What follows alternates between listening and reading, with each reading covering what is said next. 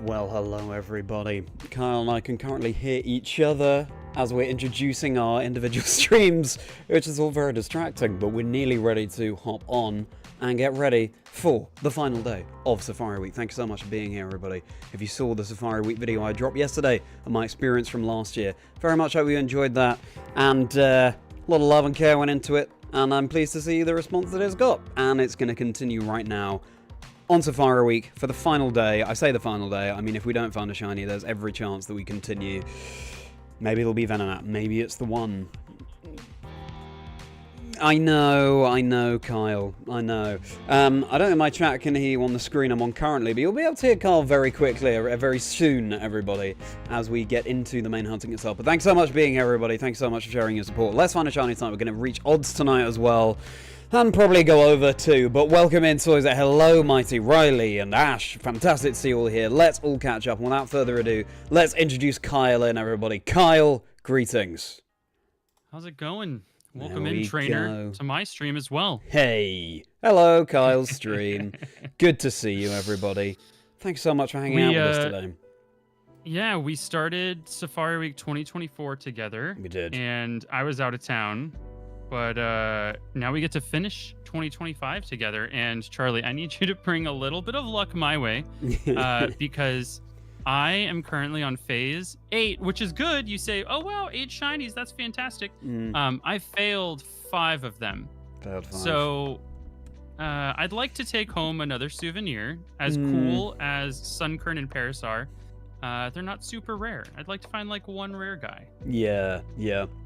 Likewise, Carl, likewise. As your chat might not know, I ran away accidentally from a shiny Venonat last year after 50,000 encounters, a 50,000 encounter phase. And yeah, I was just so in the rhythm that I just totally missed it when I ran, and I released a video of that experience yesterday, which is called, imaginatively, I ran away from a shiny Pokemon after 50,000 encounters.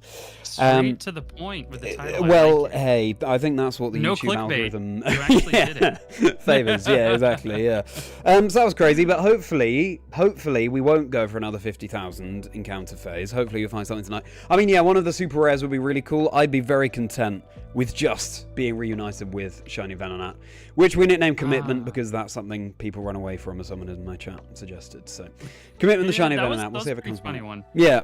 I liked that nickname. Actually, so 2 years ago, I was hunting with Taylor Knight, Tales of Taylor. And I usually hunt a couple of times together on stream for Safari Week. 2 years ago, he had a huge laugh at the fact that I failed Execute, which is like a 50-50 catch. You know, that guy's tough.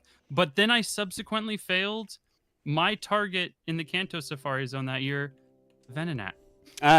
So yeah. See, the difference was I threw a ball and then he ran away. I see. Sure.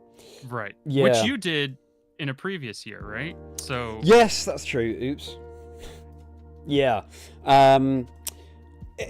Yeah, Venonat is an interesting one, wasn't it? In fact, I think I clipped in my video that I released you running away from the shiny. Well, no, the shiny Venonat running away from you.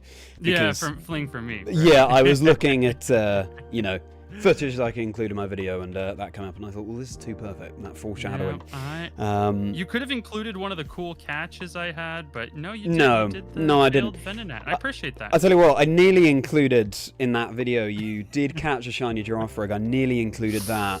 But then DaVinci Resolve crashed and lost that footage, and I was like, I could get it again, but actually, I think I prefer it with. Yeah, I think I think I prefer it with me just saying that you aim to catch shinies or whatever.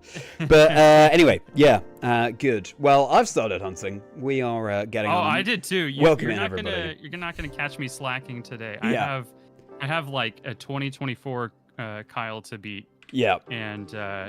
I haven't had a single shiny under 5,000 encounters, so it would just be cool to get a quick one, you know? Oh yeah, for sure. I'm 7,718 encounters right now. I have been doing, it seems like, far less Safari gaming than you overall in Safari Week. Partly because I was getting that video ready for... I was about to say, you were editing a video, and I took the first 4 days of Safari Week, and I just locked myself in a house with a bunch of other Safari hunters. Yeah. So I have the benefit of that. Yeah, absolutely. And I look forward to catching up more about that. As always, looks like a thrilling experience. But for the time being, chat, hello, welcome. So good to see so many of you. Ash, I'm so glad you enjoyed the video. And Double T, you as well. And Natalie, it's fantastic to see you back. I'm glad you really enjoyed the video, Natalie. Fantastic to hear that, and wonderful to see your name again. I hope to see you in a stream again soon. Enjoy the rest of your evening. Hope it's very merry and mighty. Welcome. Good. Well, any questions for Kyle, feel free to chuck them into the chat. So yeah, tell us, Kyle, that in real life, what went down? Yeah, that was super fun.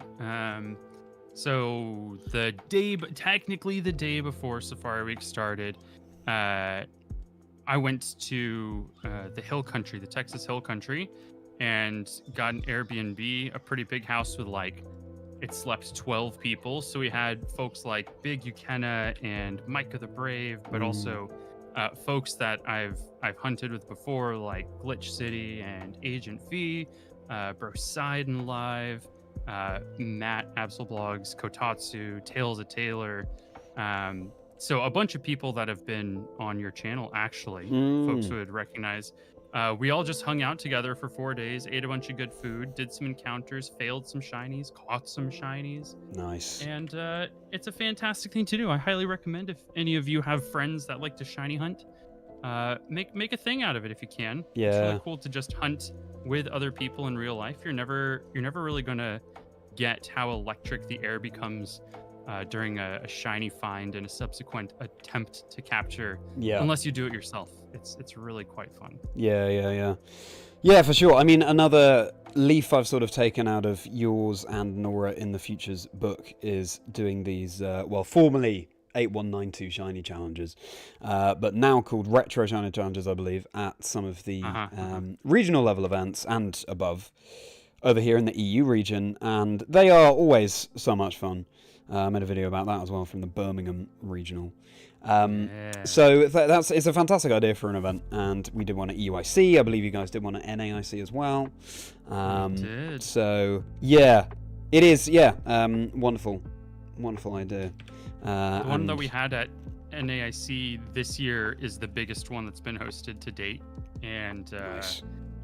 There was a proposal after we completed. So oh my god, it was like a little bit of everything. There was a bunch of shinies found. There was a proposal. We broke the record, and then we also broke the record for points in a medal rally in Black 2 White 2 for Matt Absolblog's event that he hosted alongside. It was a great time.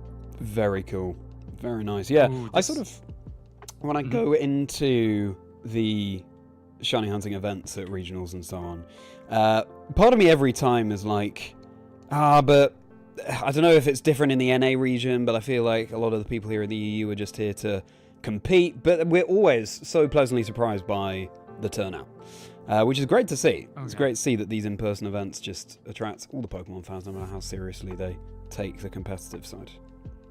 Yeah, 100%. And Abby, thank you so much for coming in with the little tip. You are allowed to catch shinies. I didn't know that. I thought I was just supposed to watch them go. Hey, there we go. Okay. I thought, I accidentally caught the Sunkern and the Paris, but just for fun, just like as a treat, I'm going to try to catch the next one. Yeah, that's a nice idea. Nice. And Ash asks, question for us both. How are you? How are you, Kyle? Oh, so pretty good. Yesterday was my daughter's 3rd birthday party, which was a marathon. Wow. I did all the cooking, etc., and prepared like this huge inflatable water slide. Ooh, nice. And all of that sounds great until you realize that here in Texas it's 96 degrees Fahrenheit by the time it's 12 p.m. And so that was exhausting. And then I woke up this morning and wanted to play a little bit of is it Go Fest? Is that the Pokemon Go? Oh yeah, I think so. Yeah, so I wanted to do a little bit of that, and I always do like a nice little, at least 2-mile run. As it gets cooler, I'll do up to a 5-mile run in the mornings. So I went to do that right before this. Yeah. And 93 degrees Fahrenheit right now. Wow. And it kind of just sapped all of my energy. But I'm back here and reinvigorated through the power of coffee and water and friendship. There we go. How are you doing, Charlie? Hey, I'm doing very well, thank you. I was just trying to work out, because we use Celsius over here, I'm trying to work out how much 96 is in Celsius. I'm really bad at that. I'm thinking 30 plus, at least, which is very much what it's been over here. Yeah, it's interesting. Last Safari Week, there were definitely some warm days. I don't remember it being consistently as hot as it's been this Safari Week. I don't know if anyone else in chat has found that based in the EU. Which, I mean, has been delightful. It's also a lot. Today I was with my girlfriend. We were on a double date, actually, a brunch double date at this Indian restaurant called Dishoom, which is quite renowned over here in the UK. It's amazing food. And it sort of, my eyes were bigger than my stomach, but I still ate everything.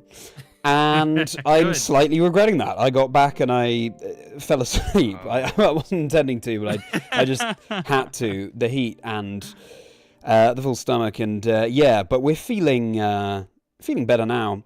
But it's been a fun couple of days. Thank you. Eating more than you should. That's good practice for when you're out here in August. That's essentially like an American skill. Hey, you're pre-training, and I appreciate that. That's true. Yeah, pre-season training. I feel like also just when I've been to the US before, and I've been a few times, I've lacked fruit and veg, and I hope that we'll be able to find some. I mean, it feels like a shiny hunt in itself when I've been there. It does, especially at a convention center. You'll find a banana, and that's it. It's like you can have like a banana, which is a great source of potassium, but I want like fresh berries, etc. I normally eat like the majority of my calories first thing in the morning, and then I just like have a small lunch and then just veggies and either rice or pasta to close the day out. Interesting. But throughout the day, I'm like microdosing with strawberries and watermelon and apples. And nice. I need fruit. Yeah, agreed. So when I go to trips for Pokemon and I go to these convention centers, the closest thing they've got to a vegetable is potato, and it's French fries. Yeah. It's just the worst. Yeah. I think at the EU regionals it's better. There's definitely some fruit and veg around. But yeah, and Ash, so I will be in Anaheim in some capacity. California has great growing conditions for fruit, so I'm hoping that the convention center reflects that. I have been to, for instance, Indianapolis, where I made my first day 2 appearance at a tournament in the Scarlet Violet era. I was very lucky to have found a little trolley that was right outside of the convention center that had fresh fruit cups. Ooh. And I think that's what I can thank for my better performance rather than eating another sugary protein bar and a banana. Yeah. We should do more of that. Interesting. More fruit at the convention centers. I think next time I get one of those feedback surveys for the regional or NAIC, I'll say, you know what, we could use some fruit. Yeah, absolutely. Yeah, bit of salad goes a long way. So anyway, to come back from that tangent, doing very well, thank you, Ash. Yeah, and hello, Jack, welcome in. So yeah, about 35 degrees Celsius. Wow, that's that's a lot. Well, good luck to you all. I remember you saying, Carl, that it was like it's hot in Texas until like mid-November.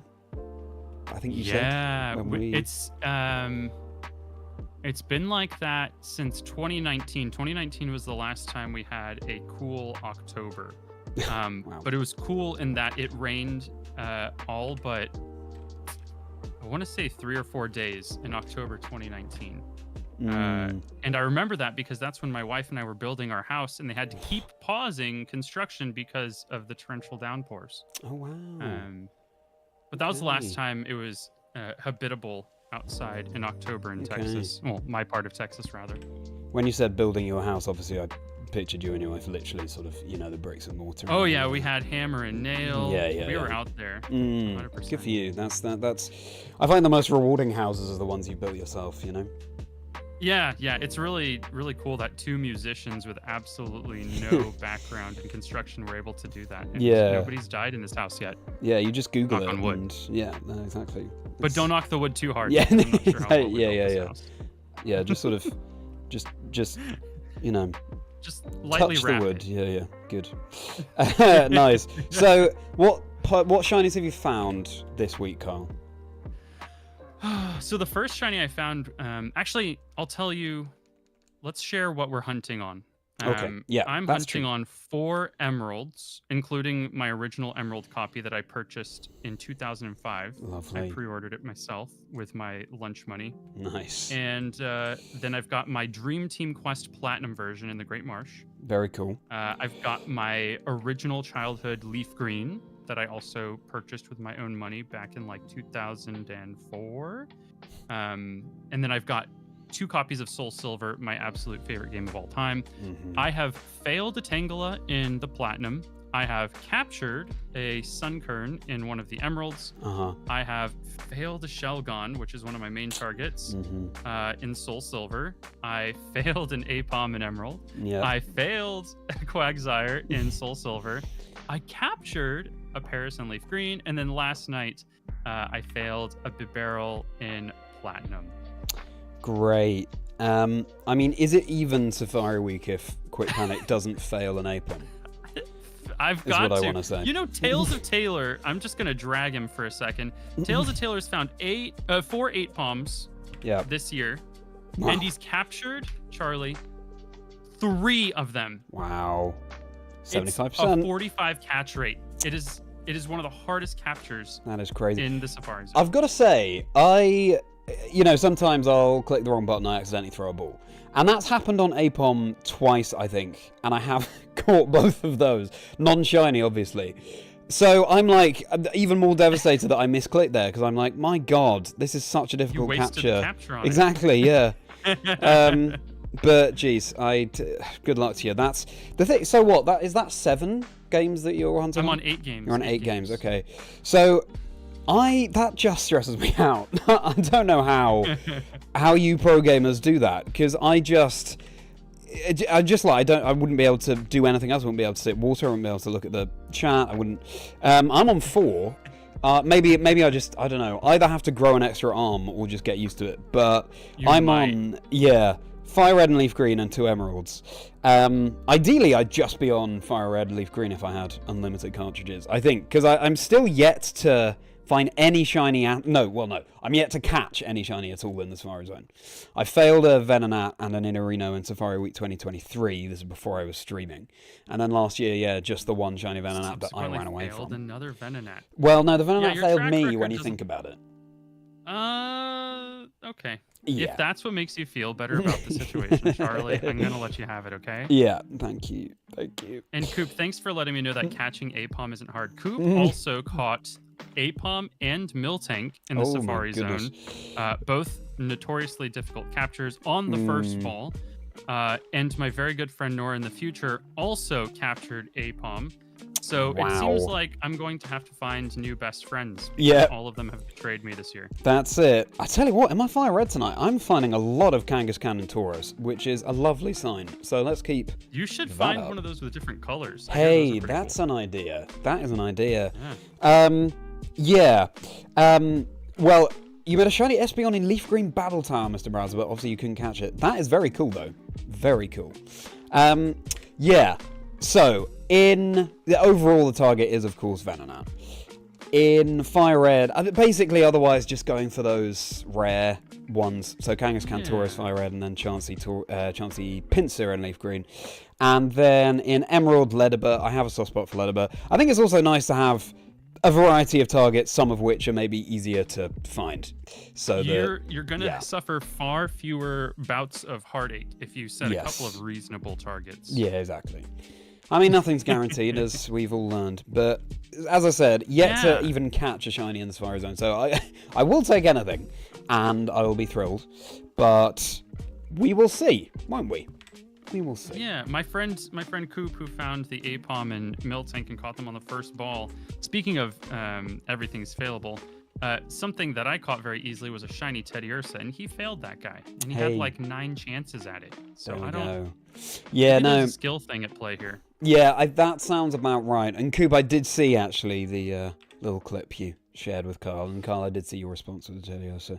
Yeah, just a little kind, like we're just giving tips back and forth online because I mean, I obviously your dad's we gotta help each other out. Yeah, no, exactly. Yeah, I think I bookmarked it to save in care because I ran away from that Venonat last year. I was like, yeah, we all know that feeling of missing what's on screen, and by we all know it. Poor Coop ran away from the shiny Nidorina. I know it's subtle because it's bright pink with green ears, kind of hard to see.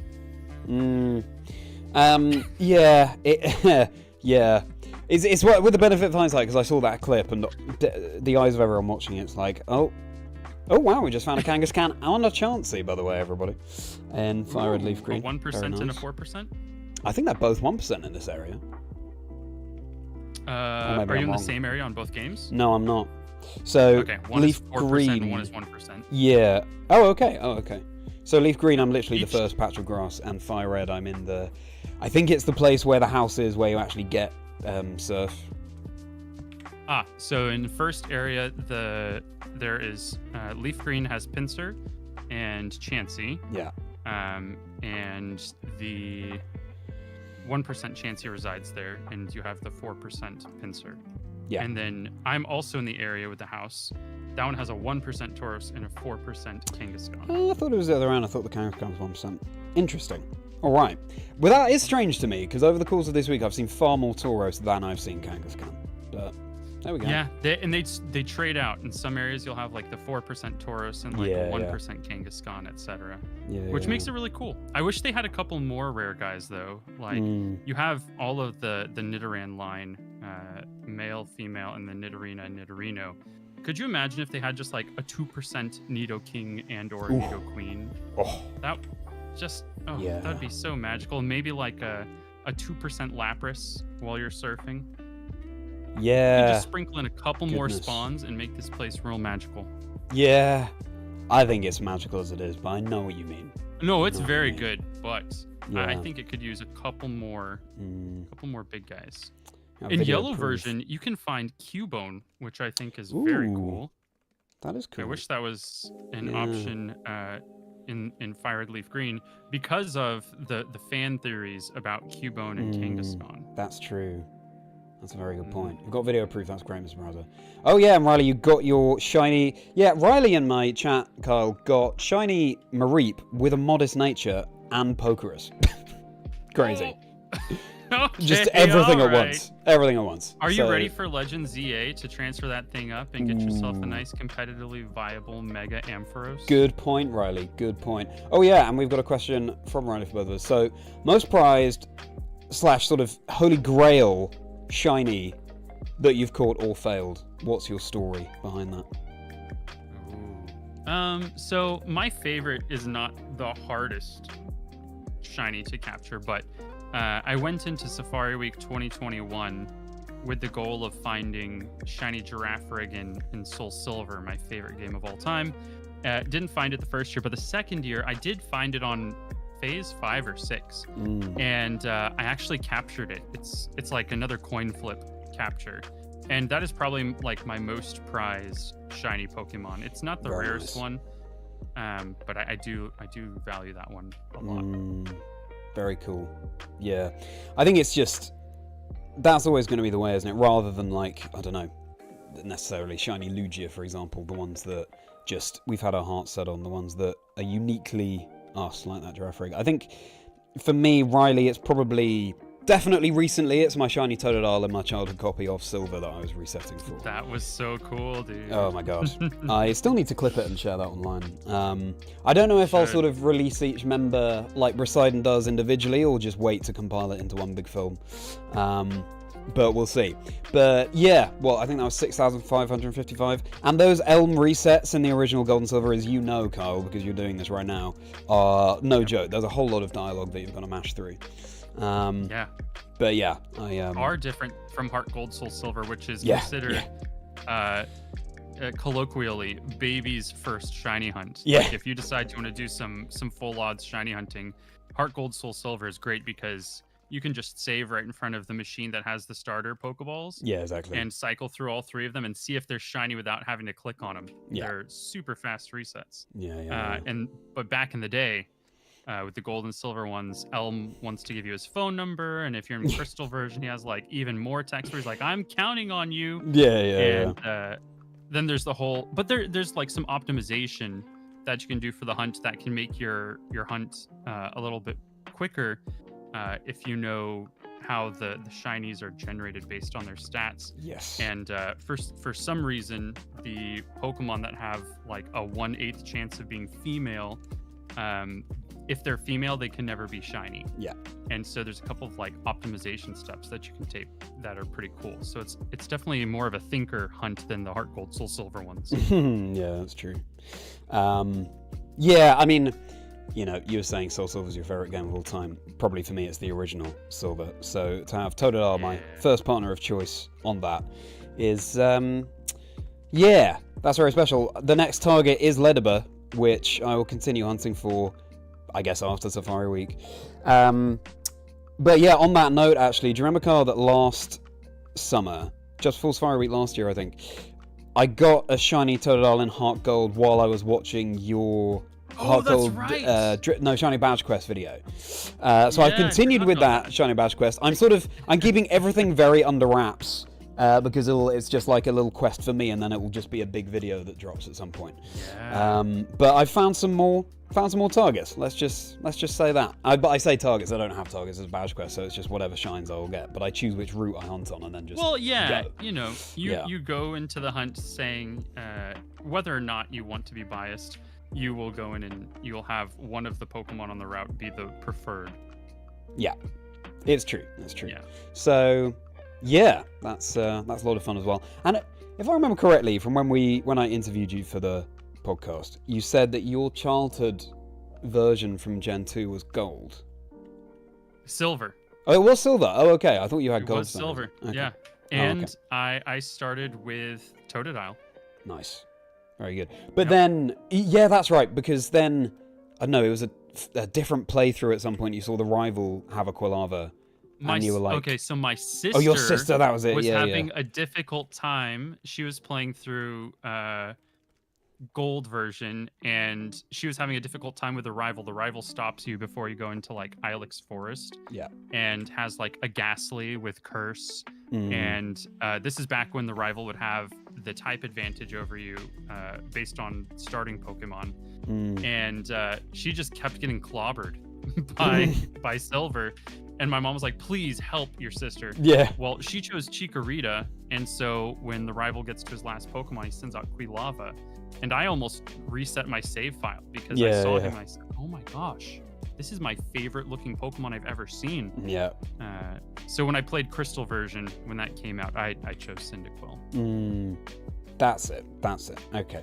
Yeah, because you were saying Soul Silver's your favorite game of all time, and I was like, but I thought you started with gold, but no, it was silver. That makes more sense. It was. I'm actually hunting for Totodile on silver version and Cyndaquil on gold version.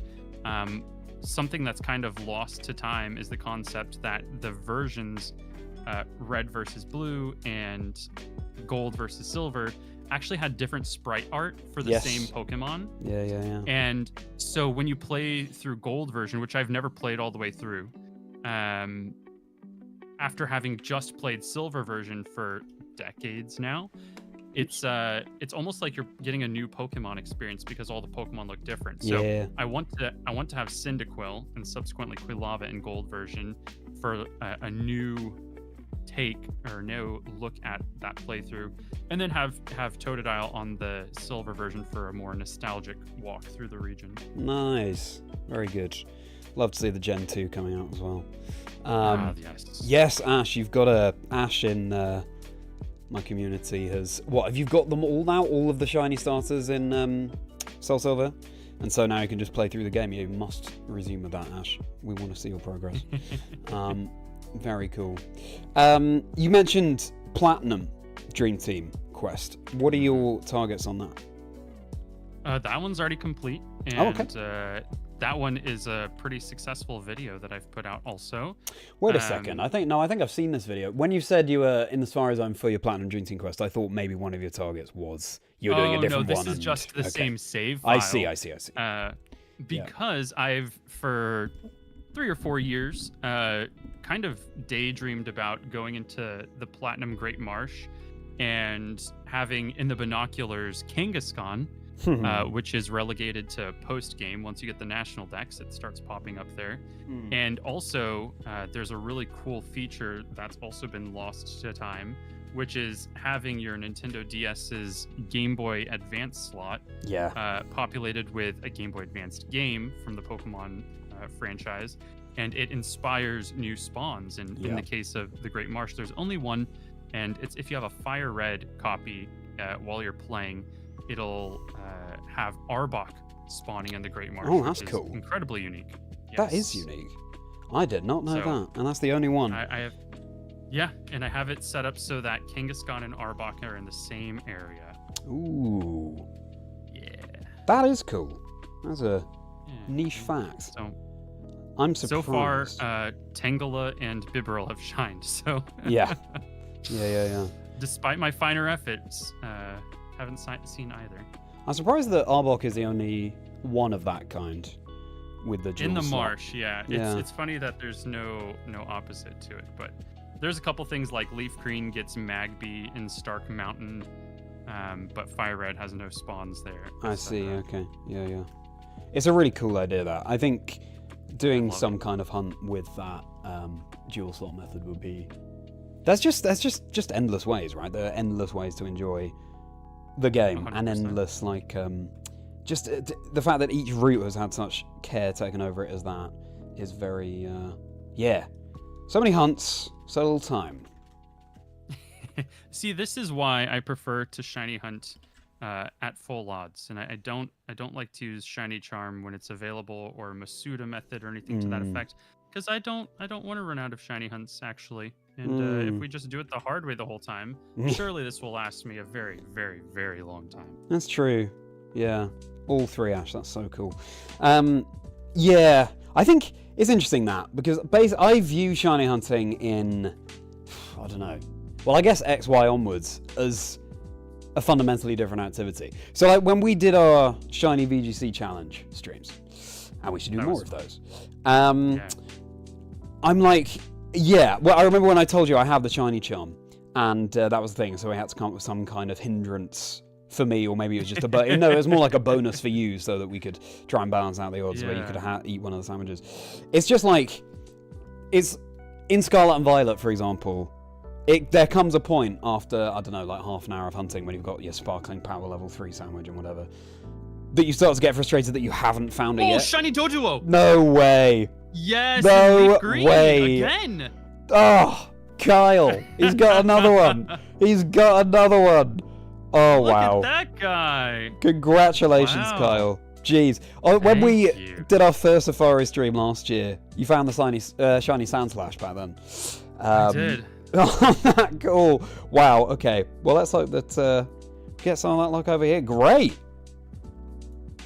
Amazing. Let's get a picture of this guy. Shiny Doduo. Okay, well, keep us posted on the balls that you throw. Let's hope it's another one. It's another win for you. So what? Only 1,128 encounters. All right. You we're were gonna saying. crank the volume, Yeah, nice. as I do. You were saying you wanted one that was a shorter phase. Yeah, There we there's my go. short phase. The complaining method works. Yeah. All right. Doduo. What a cool looking guy. Whew. Very Okay, nice. actually, Let's get should some do one luck of for these. Kyle, please, in chat. I have a little Snapchat group that I send my shinies to. Snapchat. Wow, I haven't even thought about Snapchat in there. It's only I only use it for shiny Pokemon. There you go. All right. Yeah, I'll mute the background music. Here we go. All right, Doduo. Oh, yeah. Thank you, Soza. Check him out. All right. Let's throw a ball. Ball throwing time. Good luck, my friend. Thank you. 2 shakes. 2 shakes. And he's gone! 2 What? shakes and gone! No! He fled? He's gone. Oh, no. Another fail. It's quite impressive how many fails I have now. Kyle. I mean, Incredible. on the one hand, when we stream together, you find a shiny. On the other, they always flee. But I always fail it. Oh, no. But still, a nice way to start. Insane. Nice and under odd. Oh, Gotta I'm move sorry. these guys over. That's all right. Quite all right. Okay, let's move these all over. See if I can fit an upside down Doduo on here. On my layout, if it's upside down, that means it's fled. All right, that's fail number 6. Oh, wow. I gotta turn this volume back down. 1 ball and gone. Absolutely incredible. Heartbreaking. Oh, dear. That's all right. I've caught one of those before. Okay. Don't lose too much sleep, but it would have been nice to have a W. I'll just say universe. Yeah. First of many shinies tonight, though. Oh, I'm sure we just started. Yeah. That was a male dojo. Do you know the difference in male doduo versus female doduo? I believe I do. I believe male has black necks and female is the beige. Yes. Yeah. Black versus like a tannish situation. Yeah. Is that the right way around? So it's male is black necks. Yeah. Yeah. Mm. Nice. Weirdly, at one of the EU events this past season, I think it was maybe it was the season before. Anyway, that became a topic of conversation over dinner, and we actually pulled up the webpage and we went through all of the gender differences between the Pokemon. Some of them are so subtle. Yeah. They don't really do very many anymore. Yeah. It's true. All right. I've got to post the very sad news. I like to live update how my safari hunts are going. Yeah. Just a blessing to have seen it. Yeah. Is hey. my mantra. Yeah. It is. It is. You did, Timo. I failed another shiny. Dodu and Leaf Green. There is every chance I failed a shiny Sunkern this week. It's just... if you miss it when it goes across the screens and you miss when the stars would happen, I think it's... yeah, sort of on excruciating difficulty. Try and notice if it's shiny. Having said that, I've seen so many of them, I hope that I'd be able to take one. Well, hey. Shiny Dojo, you'll find it again. You'll find it again. Almost odds, that's true. More 8,054. We are getting there.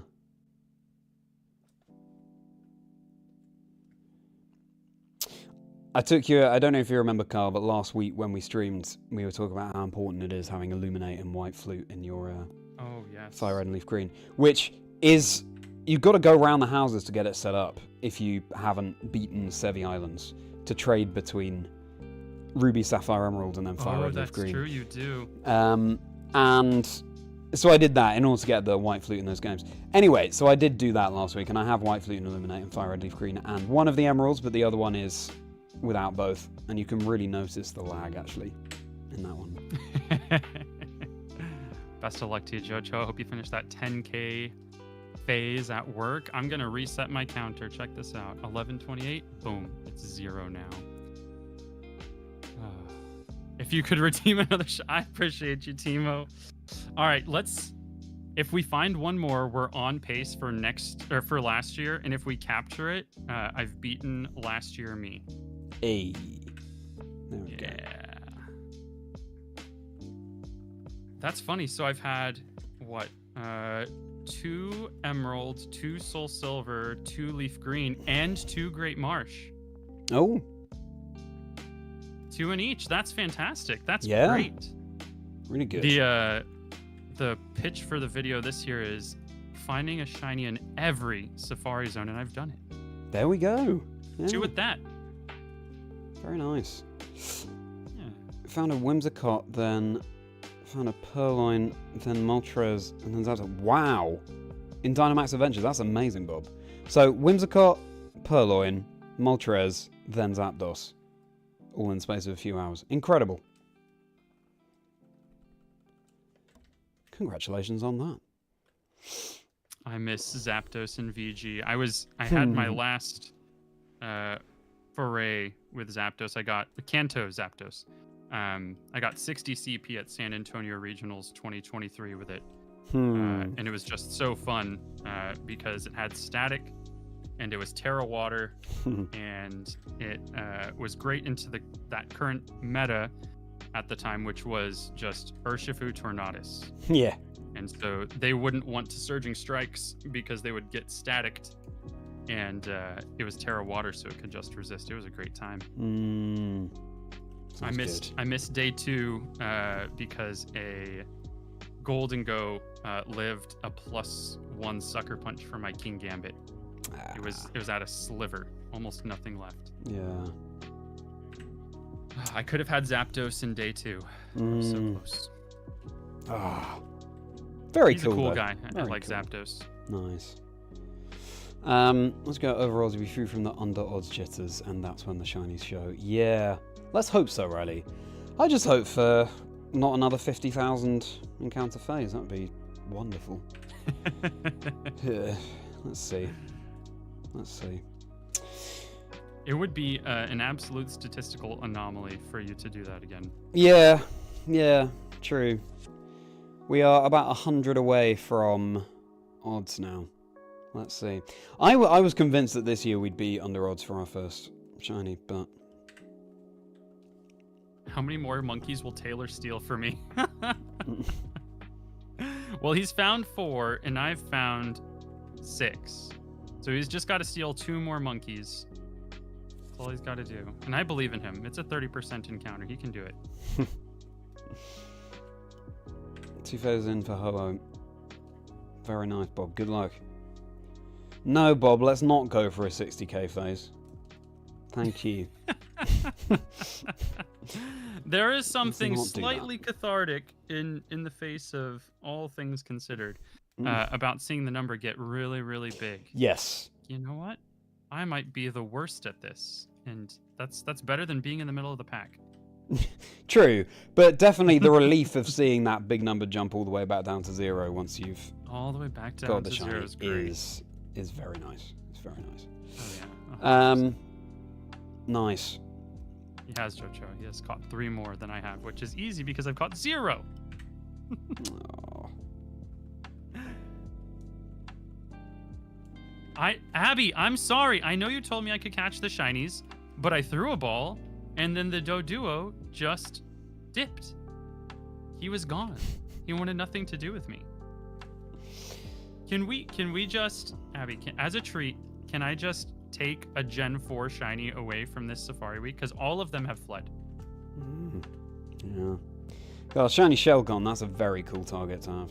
I want that one very badly. That is still cool to me, even though, you know, I've played every Pokemon game on release, sunk hundreds of hours into every Pokemon game release. It is still an anomaly in my eyes to have an evolved pseudo-legendary Pokemon, you know, like the Tyranitar, the Salamence, etc., in the wild. It seems so crazy. Yeah. So it's still got that magic to me. As somebody who maxed their clock in their first copy of Ruby version, I spent a lot of time thinking about finding a shiny Bagon, but now that I have the opportunity to potentially secure a shiny Shelgon, that's even crazier. Yeah. Thank you, Abby.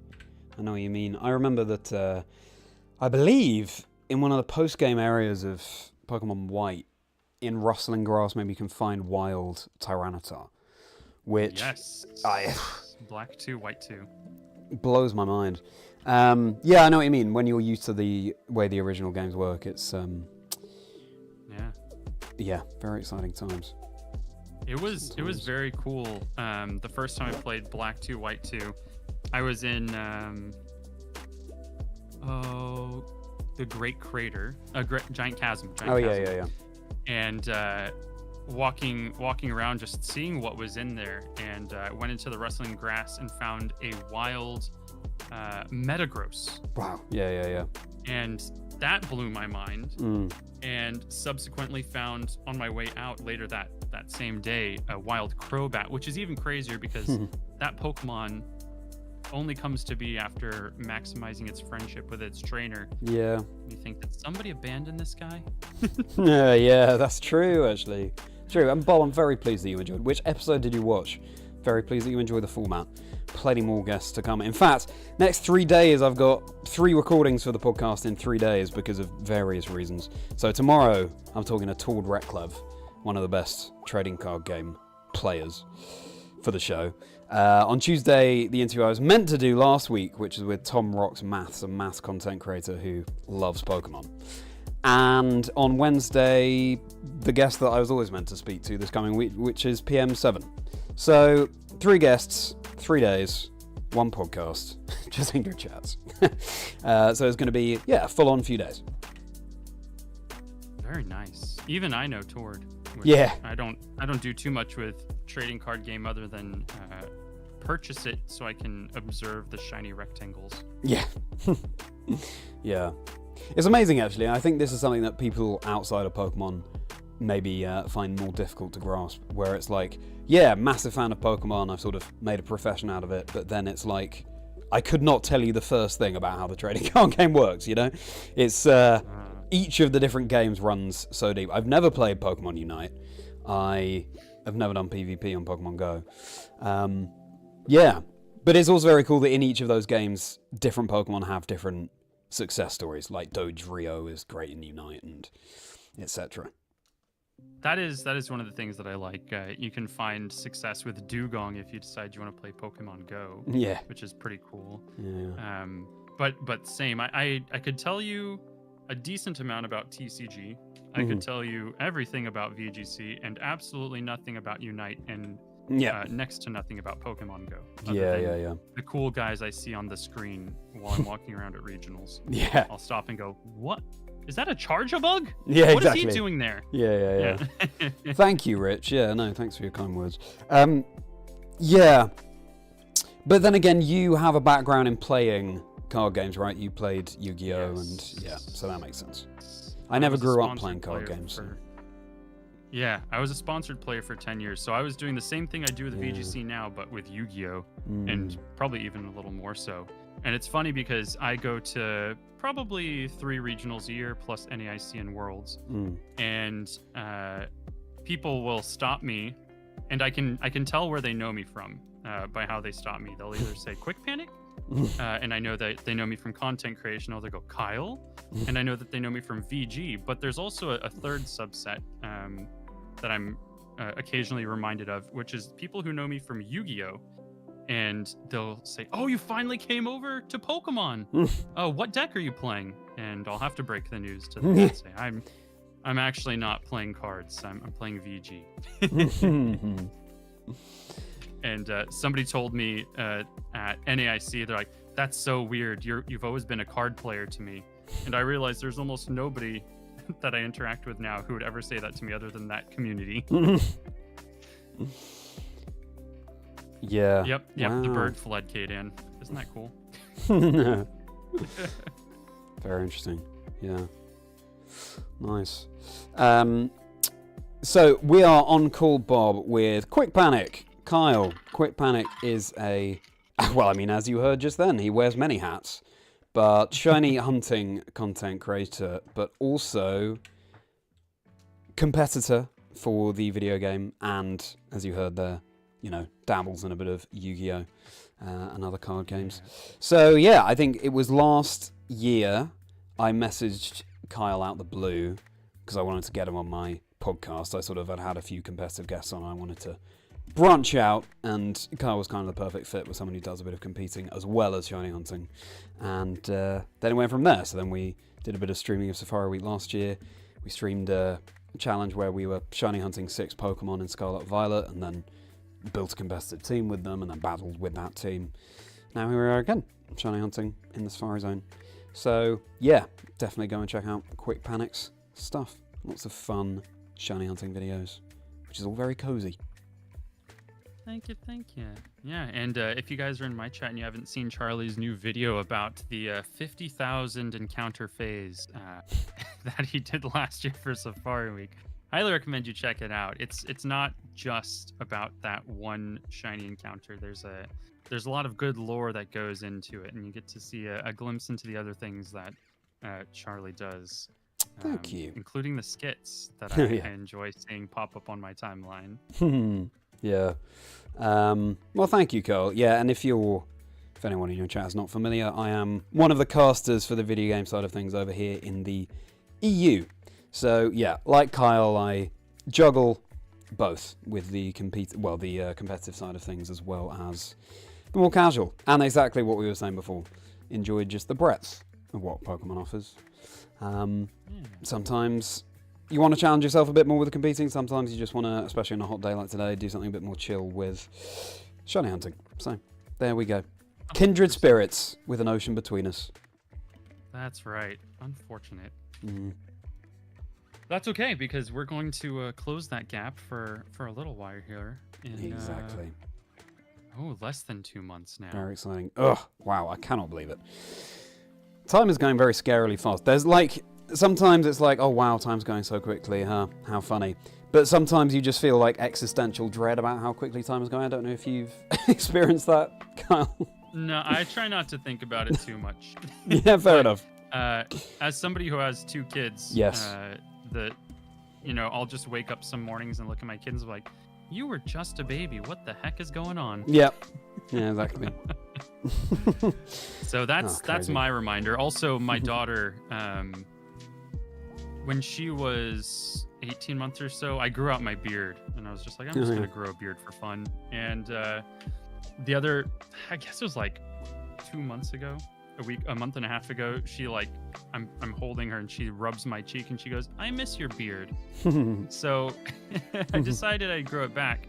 But unfortunately, there's just like a bunch of white hairs that have cropped up since I stopped growing my beard out. And that was another reminder, which I didn't need. Yeah. I've felt my knees in the morning when I try to walk down the stairs. I know how old I am. Yeah. Folks mentioned to you that having kids makes time fly twice the speed. Well, it's flying now, so I am terrified to hear that, really. And Rad Dad, welcome in. Your dad's 60th. Happy birthday to your dad. Rad Dad's dad. Excellent. Another Rad Dad. Very happy birthday. Very nice. Day of pool and hot wings. Yeah. Ooh, spice things up and then chill out, I guess. It's a good way of doing things. Nice. Another question I've wondered is how, okay, you said you're on 8 systems right now.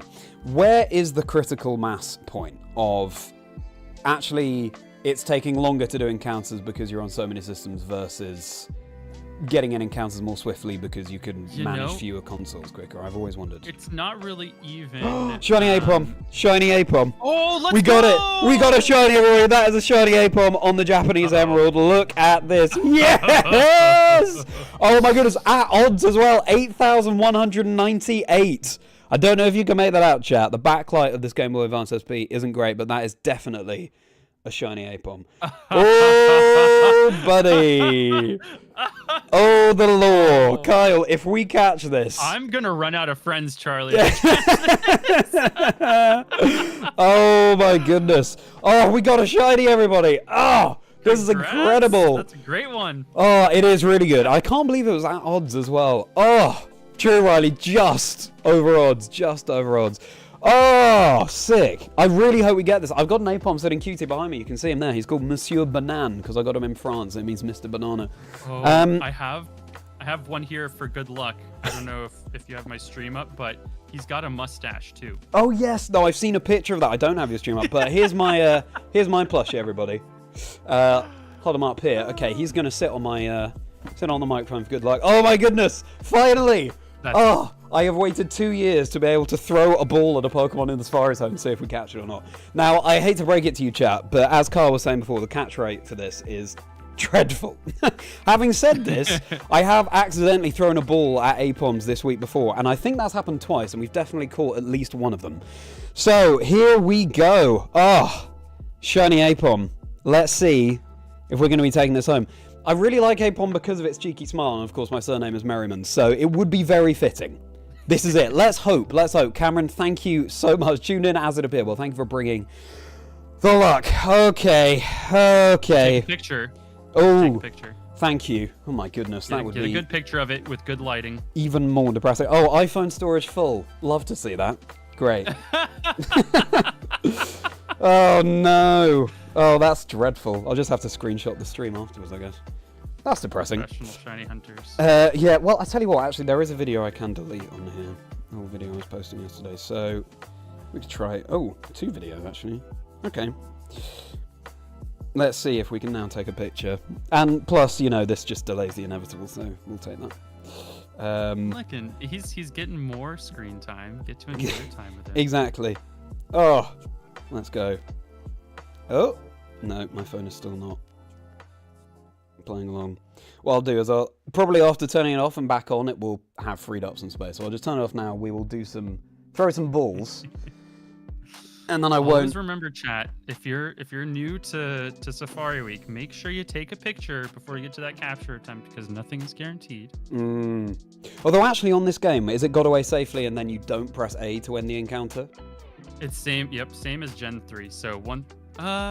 Because in Fire Red Leaf Green, because my Venonat last year, it said got away safely. Oh, that's true. I fled. Thanks for reminding me. Yeah, good point. Yeah, I I fled, think the didn't I? Pokemon, when it flees, it does not stick on the screen. Okay. In that case, we'll wait for my phone to boot up again. All right, no monkey business. Exactly.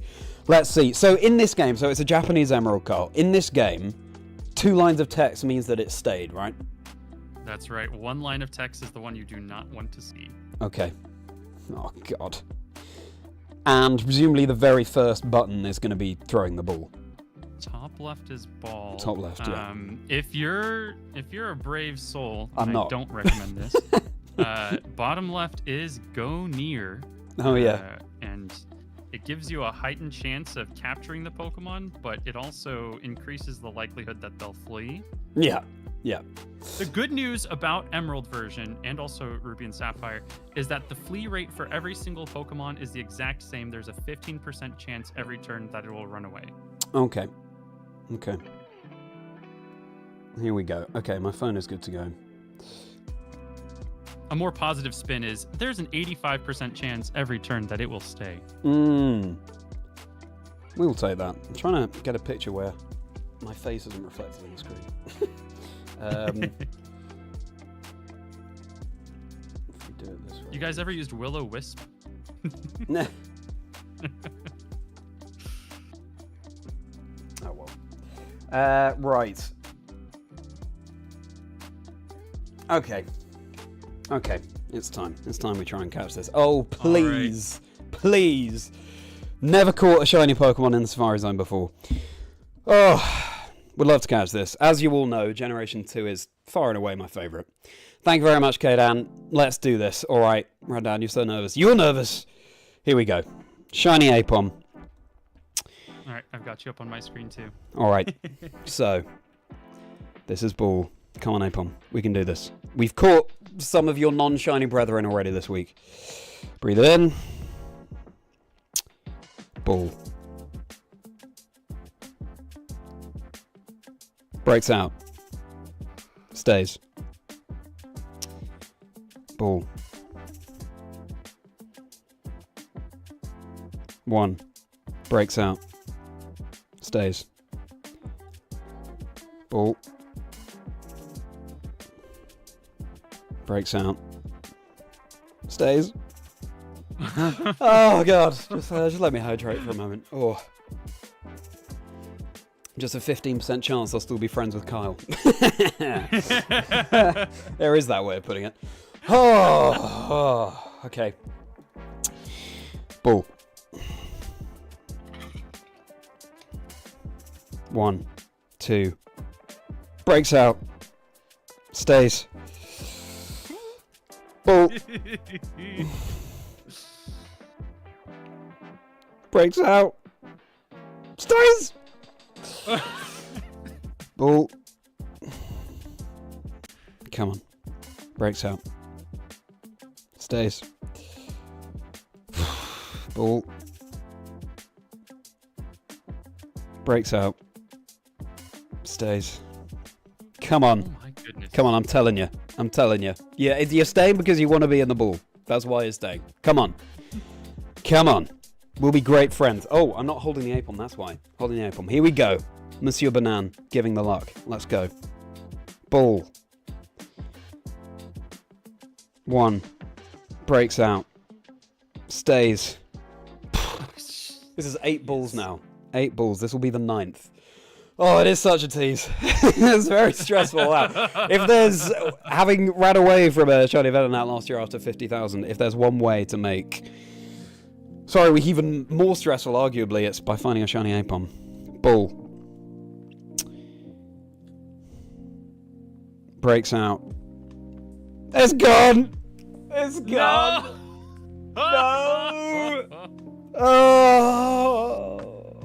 Oh, no. Oh, I should have put the sound on your right, Bob. Oh, dear. Well, I'm still yet to catch a shiny Pokemon in the Safari Zone. Oh, dear. You know, the monkey's paw that just curled for both of us finding a shiny on call together for the final day of Safari Week. But both of them fleeing subsequently. Quite funny. Yeah, there we go. as we say, yeah, we're a double-edged good luck charm to each other. So, right, well, yeah, to be fair though, we've been streaming together for about an hour. That was a lot of throws. It was a lot of throws, but also we've been streaming together for about an hour at this point, and 2 shinies in that time. Hey, that's pretty good. Pretty good. Pretty good. Thank you very much. And the best news. Appreciate. The best news of all is we can stay friends now. Yeah, there we go. Thank you so much, Ash. Appreciate that little tip. Certainly softens the blow. It's the shinies we met along the way, yeah, for sure, Rich. Just a blessing to have seen it. It's just typical. I bet you, next time we encounter an Apom of any, shiny or regular on Emerald, I'll throw a ball, and I bet we catch it first ball. We'll have to see. But you're right, Kyle. Maybe you and we now have this law of just failing shiny Apom. Yeah. Still, hey, we didn't go 50,000, so that's an improvement. We have improved on last year's Fire Week by approximately, 80%. So we'll take that. And hey, the stream is young. The stream is young. Maybe we'll see Apom again. Maybe we'll be something else again. But frankly, in the immortal words of, Kyle Quit Panic's mantra for this Safari Week, it's a blessing just to have seen it. That's right. There we go. There we go. Oh, time to put this back down to 0 as well. That's an exciting time. All right. Back to 0. Ready, everybody? 8198. Back to 0. There it is. All right. And we continue. No shiny month. Exactly, Ash. Exactly. I think that enjoyers of the video that I dropped yesterday will be quite sad that it's no Safari month, but I am thrilled, personally. Yeah, we'll see. Let's see. And we're right back on it. We're right back on it. Surely there's a quick one now. You had an overodds phase, so now True. you've got to do a cheeky quick phase. Overodds by like 4 encounters, and we've got an Apom now on the English Emerald. Look, I'm going to throw a ball. Watch us catch it. First ball. Here we go. 1. You're doing this to yourself. I'm just going to remind you. No, it broke out. It stayed. Fine. Fine. It broke out. We don't need to continue with that. I would recommend resetting the emeralds that threw the 9 balls because that's a good point. As you saw, you get to throw a bunch of balls, and I have a friend, Sea Creature. They encountered the shiny 5% pincer in Ruby Sapphire, and they threw 29 balls before it fled. Wow.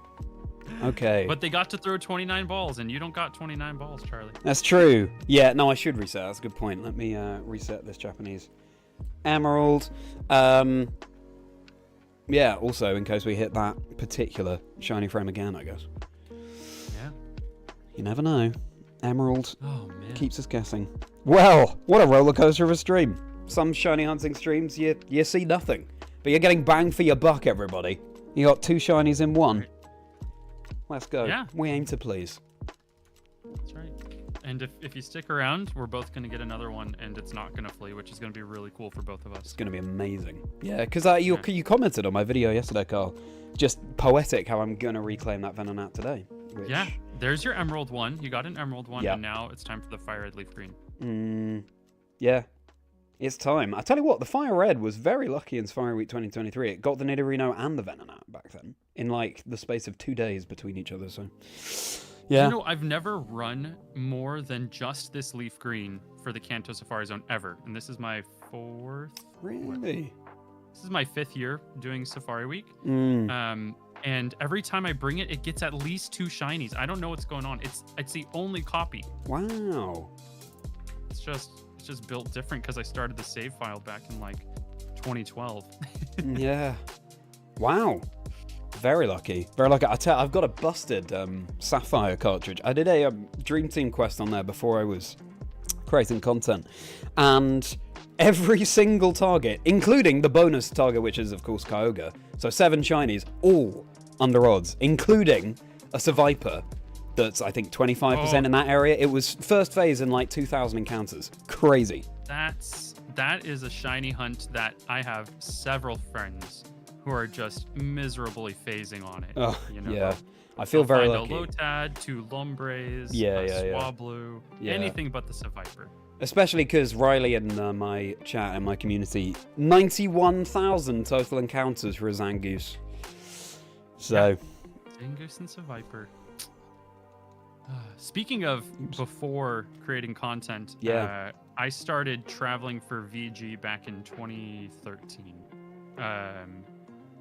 and I was EV training in my Y version. And one of the ways to EV train, the best ways to EV train in X and Y version, is to do horde encounters, because you get 5 at a time, and then you're able to get the stat points that you need by encountering the same Pokemon 5 times at once. And one of the areas that you train your Pokemon in for their stat values is a location that has Wingull as a horde encounter, and you get 5 Wingull at once. Mm-hmm. And I wasn't a shiny hunter back then. I wasn't really doing any shiny hunting. I found a green Wingull once, which was cool. And a couple of tournaments later, I was EV training over there, and one of the rare encounters is that you see 4 Seviper and a Zangoose in Y, and the opposite in X. Yeah. So no shiny charm, just EV training. I'm out here just trying to get some speed points for my Pokemon for the upcoming tournament. And I encounter one of those Seviper hordes. The Zangoose is shiny, and one of the Sevipers is also shiny in the same horde.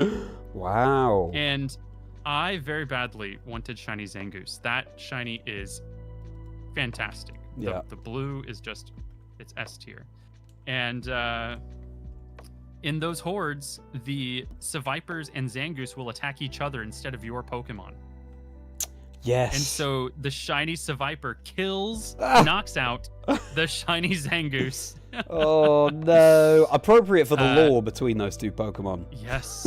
I did catch the shiny Seviper, and I still have it to this day in Pokemon Home, and his name is Murderer. At least you got the Seviper. That is insane. Is it so? At that point, did you know what shinies were? I knew what shinies were. I just wasn't hunting them at all. I was super focused on just competing in the VG circuit. Yeah. That was all my Pokemon time. I did eventually, in that same generation, in the 6th generation, I did very well and won like a 24-person, 25-person tournament in Texas and for CP, a challenge. And I was the only person in the tournament to use Liepard. Everybody at that time was using Meowstic. And I had such a good time with that Liepard team that I decided to do my first ever shiny hunt, because I learned that Liepard's shiny is red, and it looks fantastic. Yeah. And I hatched eggs for 28 days straight. I would go to work, lift weights, shower, and then go sit on the couch with my roommates and just hatch eggs while we watched TV. I did that for 28 days, and I finally got the Purloin. And luckily, it did have the Prankster ability. So nice. That's only a coin flip back then. No, I remember. I think Liepard was one of your dream team that you chose for the show. Yeah, no, I remember. Very, very special Pokemon to me. It was funny because when they were closing down the servers for the 3DS, I went back to my original Y version, and you have a little message that you can advertise on the PSS. And mine just says, "I got shiny Purloin," in all capitals, lots of exclamation points. Very cute. Little Very trip to the nice. past. Yeah. So great. Wait, Catherine found shiny Scyther? Ooh. What? That's incredible. There's no way. She didn't mention that at all. Oh. Wow. I've got to see this. That is a find. Yeah. Catherine's message in our Discord server. Shiny Catherine. Oh, I forgot to share this one from the other day. Casual. What? What do you mean? That's insane. Yeah, that's not a shiny you forget to share. And it was under odds, 4908. You know, I'm going to have a firm conversation with Catherine about which shinies need to be mentioned to your friends. yeah. And your first shiny was also a Wingull Nuzzle. Very cool. Which game was that in? I love Wingull and Pelipper. Yeah, cool guy. I agree. Yeah, everybody, I've got to have my SPs on charge at the moment, and that's really confusing the setup here. It's not they're not fitting as snugly into the frame. Frustratingly. But I think we can just about see. So anyway, apologies for that. Hello, Heath. Welcome in. You just missed us trying to catch a shiny Apom. We found a shiny Apom at odds, which I still can't get over. Literally 8,190 was the odds round. Hey, we continue. We'll get that Apom at some point. It was very kind of Charlie to, in solidarity, in recognition of the shiny Doduo I just had failed minutes before. He decided that he would also fail the Apom. So that was very nice of him. Hey, no, you're welcome. I think in this sort of, in this group, two factions will be formed of those who can never seem to get shiny Apom no matter what they do versus the ones who just get it first ball. Just overwhelmed with how many shiny Apoms they now have to care for. Yeah, exactly. Yeah. Dear, dear. Yeah. You were talking about your, being a dad and watching your young ones grow up, and hey, they can't take it for granted having those little cheeky monkeys they've got to take care of now. That's right. And it's funny because they're just constantly full of energy no matter what I do. And I can hear them occasionally outside my office door. I just hear the pitter-patter of feet running back and forth. And yeah. They're very excited. It sounds like they're turning on the sprinkler outside with that big water slide I built for the party. Very nice. Oh, memories of just water slides when I was younger. And there was like a bit like a paddling pool, these accessories you can get for the garden. It was called an aqua slide, and it was literally just a long sheet of slidey plastic that you'd sort of put water on and some kind of washing up liquid on. You just zip along. It was, yeah. Those are the days. There's a really good stand-up comedy set, and I think it was Dane Cook who was talking about like the slip and slide, and how he loved playing with that as a kid, and his father one time did not check for rocks before he put down the slip and slide. No. Yeah. And I just remember a similar experience of mine with rocks and sticks underneath the slip and slide. And so when I was putting down my kids' water adventure buildings yesterday, I was like, all right, let's make sure there's no rocks, no sticks, no surprises, because that's no fun. Yeah. Oh dear. That's a good point. Slip and slide, I remember now, yeah.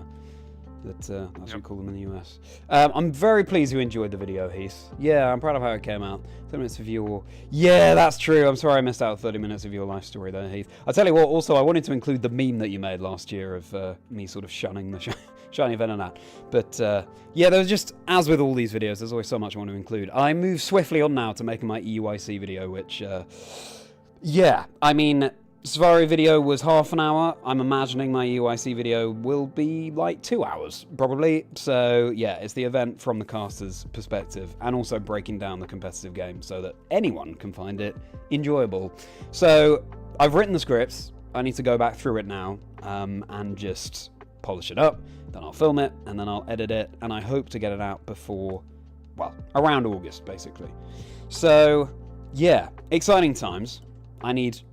a couple of days break from doing editing content stuff. I mean, I'm still going with the podcast, obviously, but in terms of those bigger projects. And then we'll crack on with that. So exciting times. Lots of scripted content coming for the channel, which is the whole reason I went into YouTube in the first place. So, yeah. You mentioned the silver version video. I had experimented for a couple of years with doing one shiny gets one video. And it was to middling success. That does come from like the old school Shiny Hunter YouTube experience where there were almost no methods for increasing your shiny odds in game. So it would just be months in between finding a shiny. And so it did warrant its own video. And even though these are full odds, the metagame has been changed because of how easy it is to get shiny Pokemon in newer games. And so those videos get cranked out like pretty quickly, and they have, 30 shinies in one video because they were looking for something with a specific mark. But I found a drastic increase in traction when I started making a bigger project out of it. And you mentioned that you've been molding that over. I highly recommend you take that route and make it a big project. Yeah, thank you for that. Yeah, it's interesting.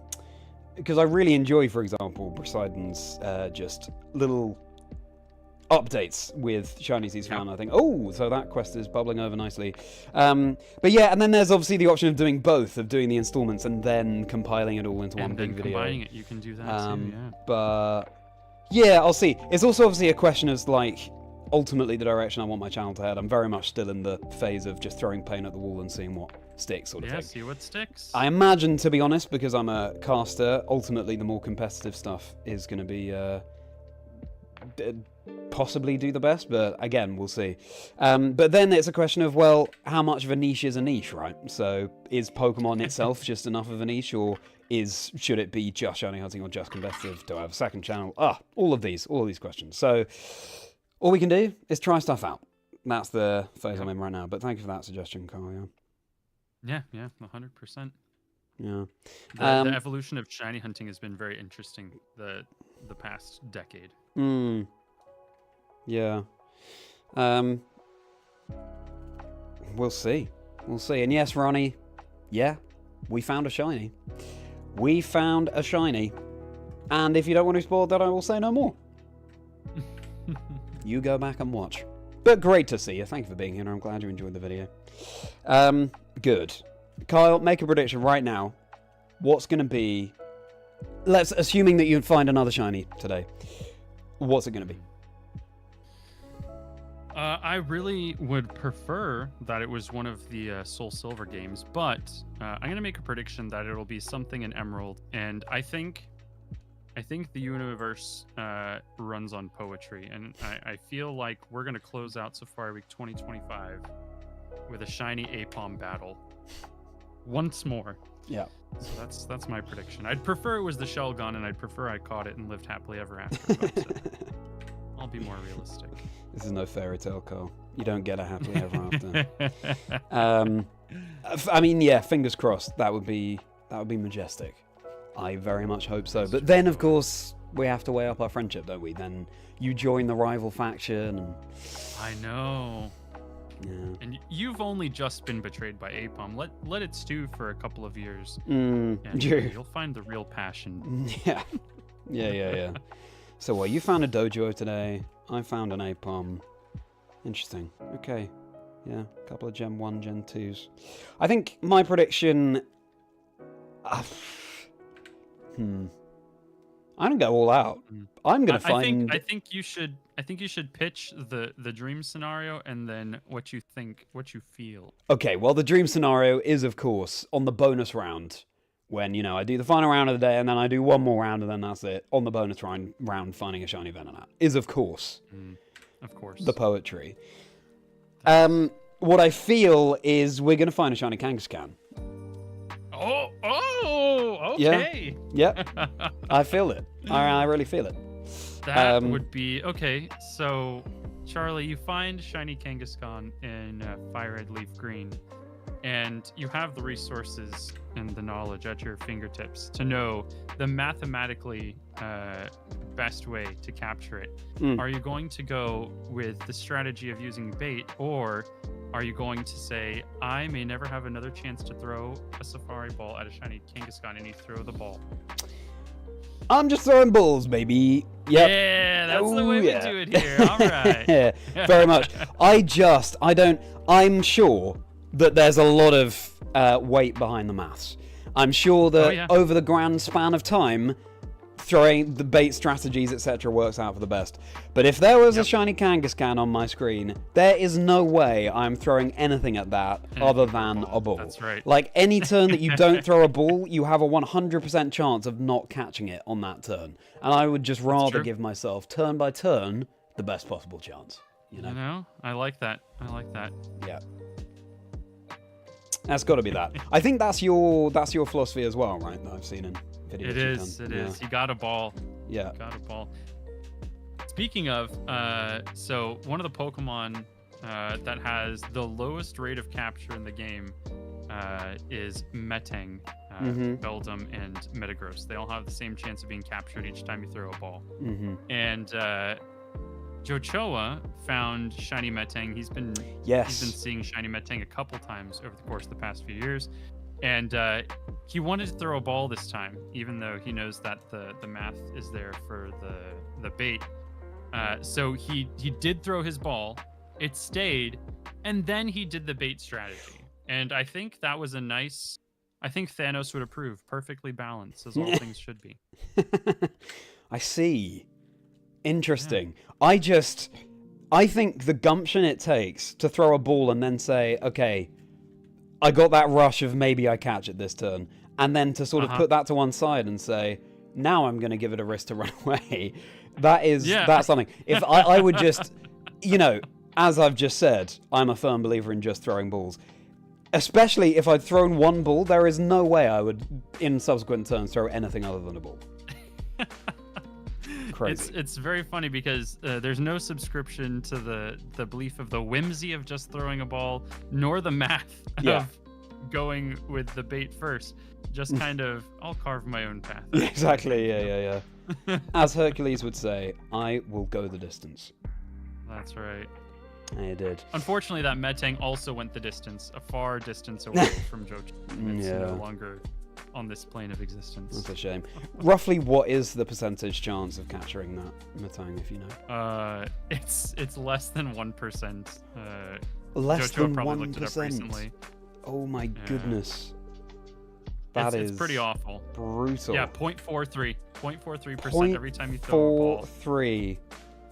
Oh. I was on my flight to NAIC, and I just wanted to catch a regular Metang. And I spent all of my safari balls several times over and never even caught one. Didn't come up with a chance for the duration of my hour, and I think the flight was just under 2 hours, an hour and 43 minutes or something like that. I couldn't even just catch a regular one. Wow. I can see less than 1% chance. I can see the temptation of doing the bait strat there. There's a Japanese hunter who 3 years ago, I want to say, posted a video of their journey of trying to capture the shiny Metang in the Heart Gold Soul Silver Safari Zone. Can you hazard a guess, unless you've already seen this video and you know the I don't lore, think I have. Can you hazard a guess as to how many shinies they found before they captured successfully the Metang in the Safari Zone? What was the before they captured repeat the question. Metang. What was the question? Can you hazard a guess as to how many shiny Pokemon were found before they captured the shiny Metang in the Heart Gold Soul Silver Safari Zone? In the fullness of time since they began that hunt, I would say... Then again, we're not taking into account the fleas there, are we? But I would say...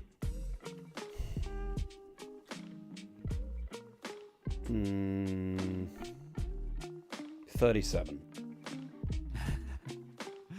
They found 104 shiny Pokemon before they successfully captured the Metang. Now we're talking. Wow. Okay. Yeah. And that's another video, Jochoa. There's another one where they went 74 phases. Yeah. Yeah. Oh, wow. Both Japanese hunters. And there's no audio to one of them. It's just like, I don't remember how long the video is, like 47 minutes of finding a shiny, it flees. Yeah. But I think they had like a 25% chance to find Lunatone. So some of the phases were Lunatone. That is cool. That is a cool shiny. You were a firm believer in the bait strat until you saw a Safari shiny. Yeah, exactly. Just a ball throw it. Yeah, I totally agree, Ronnie. Very easy to say that you're behind the math until the shiny is sitting on your screen. Yeah, for sure. Even when I'm watching other shiny hunters videos and I see them hover over the bait button, I'm like, don't do it. Just save yourself. Just at least give yourself a chance to catch it. Nope, you can't. Those that believe that are actual math believers, you will never convince them. Yeah, no, They I will get it. very sternly say, no, the math is there. I get it. And yeah, Ronnie, it is slightly depressing, but also Apom isn't the most brilliant catch rate. It would have been lovely, especially because I have my Monsieur Banan, my Apom plush. I'm a big fan of it as well. Just a big beaming face for a merry man. But alas, we keep going. But it does mean that I'm still yet to catch a shiny Pokemon in the Safari Zone, and my finds so far have been a Nidorino, 2 Venonat, and an Apom. Alas. Hopefully, during Safari Week next year, I won't be editing this year's Safari Week video, and that means I can actually do more hunting. Maybe give us a chance to find more than one shiny. That'd be nice. We will see. So, what is your reasoning for only using Generation 3 Pokemon for Safari?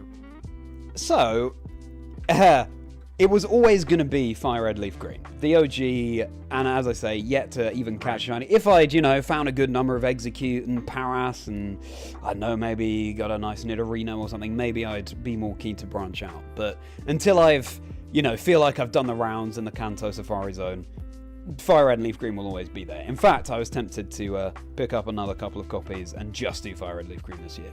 But then I have a couple of Emerald copies, and I'm like, I can just bunny hop. I was talking to you before about how stressful it can be to, control multiple systems at once. And I figured, efficiency-wise, this would be the best strat. 2 Emeralds where I bunny hop, and then the Fire Red Leaf Green with Illuminate White Flute.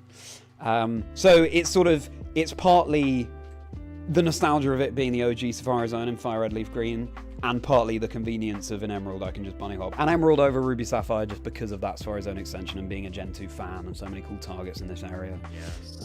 So that's it really. I was in Soul Silver Safari Zone last year as well for Larvitar, and maybe I'll return there, but I just fancied the idea of finding any of the potential Pokemon in these games far more than I did a Magneton or a Raticate in Soul Silver where that Larvitar pops up. So yeah, that's the logic. But I'm definitely keen for some cool Johto Safari Zone hunts and placing the items at the requisite amount of time. I was toying with the idea of hunting Illumise and Volbeat in the Johto Safari Zone actually, which I might do in a future year. But yeah, so that's my reasoning.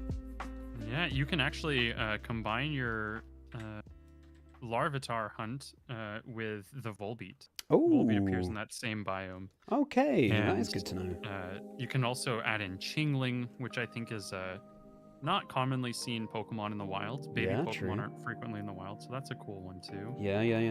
Very nice. Lunatone.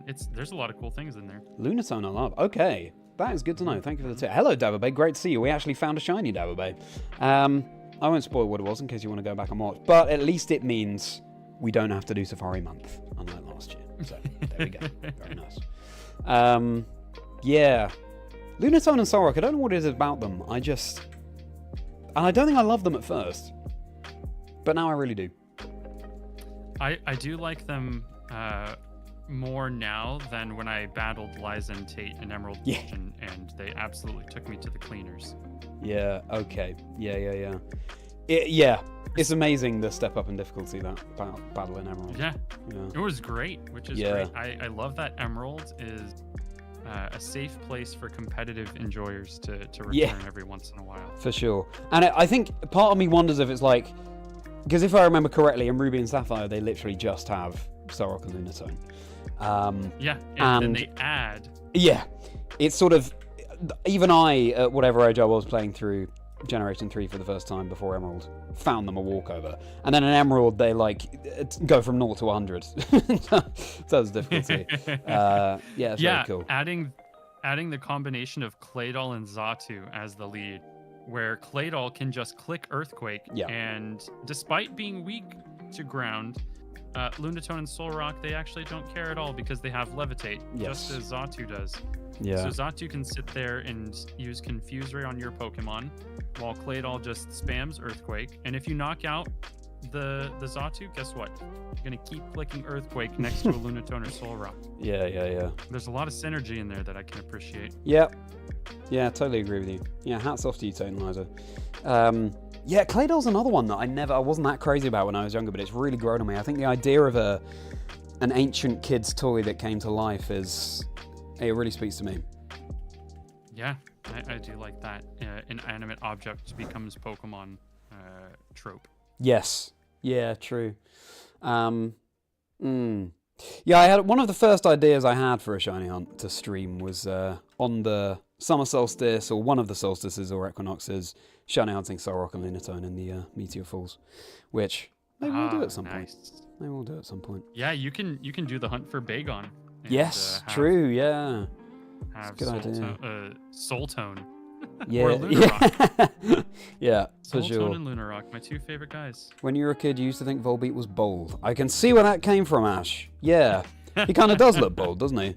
Yeah. Just like Monkey Dory, they've both got receding hairlines. Yeah, true. Yeah, so does is it male Starly?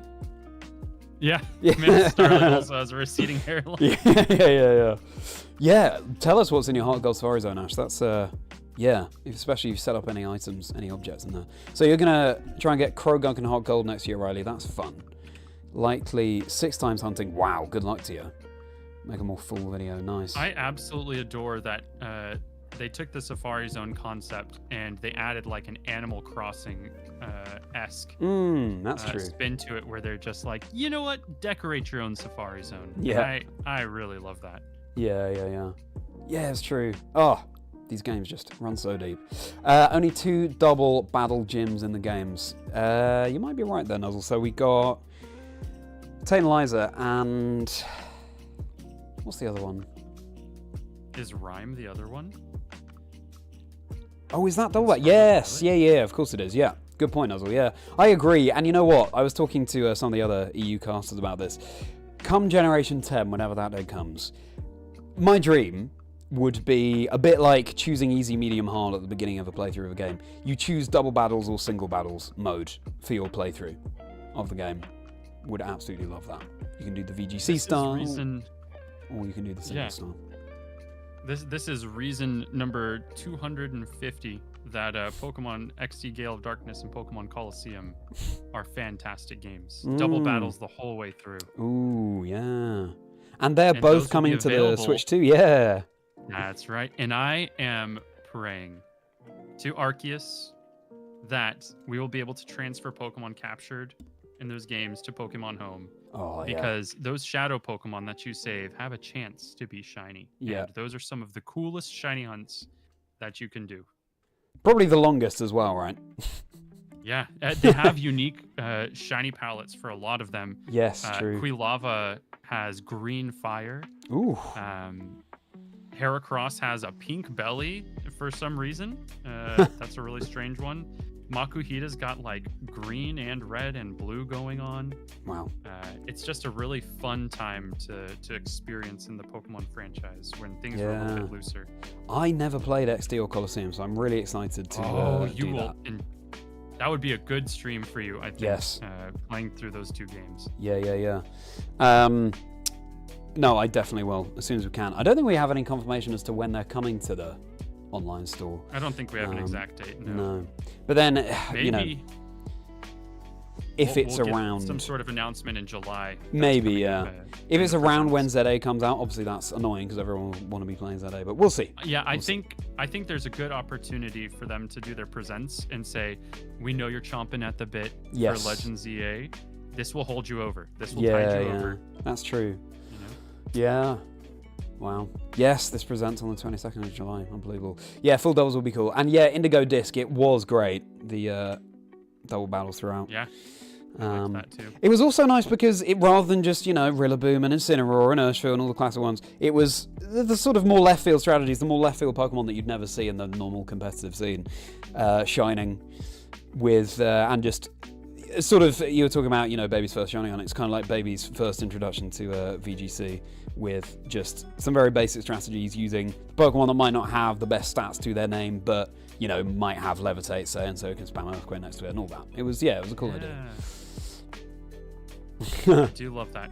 I was very happy to play through that, and also shiny hunt a team for it. Oh yes, very cool. Yeah, nice. So yeah, I mean, so much Pokemon stuff coming up. What are your I guess with ZA, obviously, it's going to be 3 years since we had a new mainline Pokemon game released. Hopes, expectations, ZA. I'm really looking forward to Champions. Yes. As a competitive player, there are just so many. There's so many things that they can do with it. I imagine, in my dream of dreams, that Pokemon Champions is kind of like the Battle Pass equivalent to a lot of other online ladder climbing games, and there's rewards for achievement, but even just participation.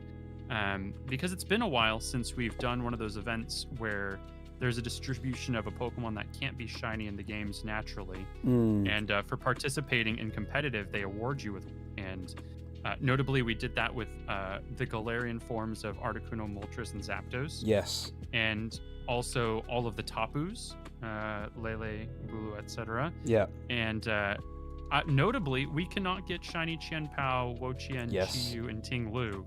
And I think that would be an excellent foray into incentivizing people to play Champions.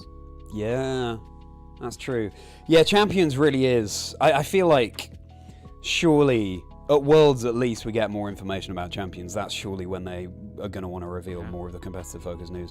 And so, yeah, just to see what form that takes. I think Champions is like, for me, the biggest thing about Champions is the fact that it's also going to be available on mobile.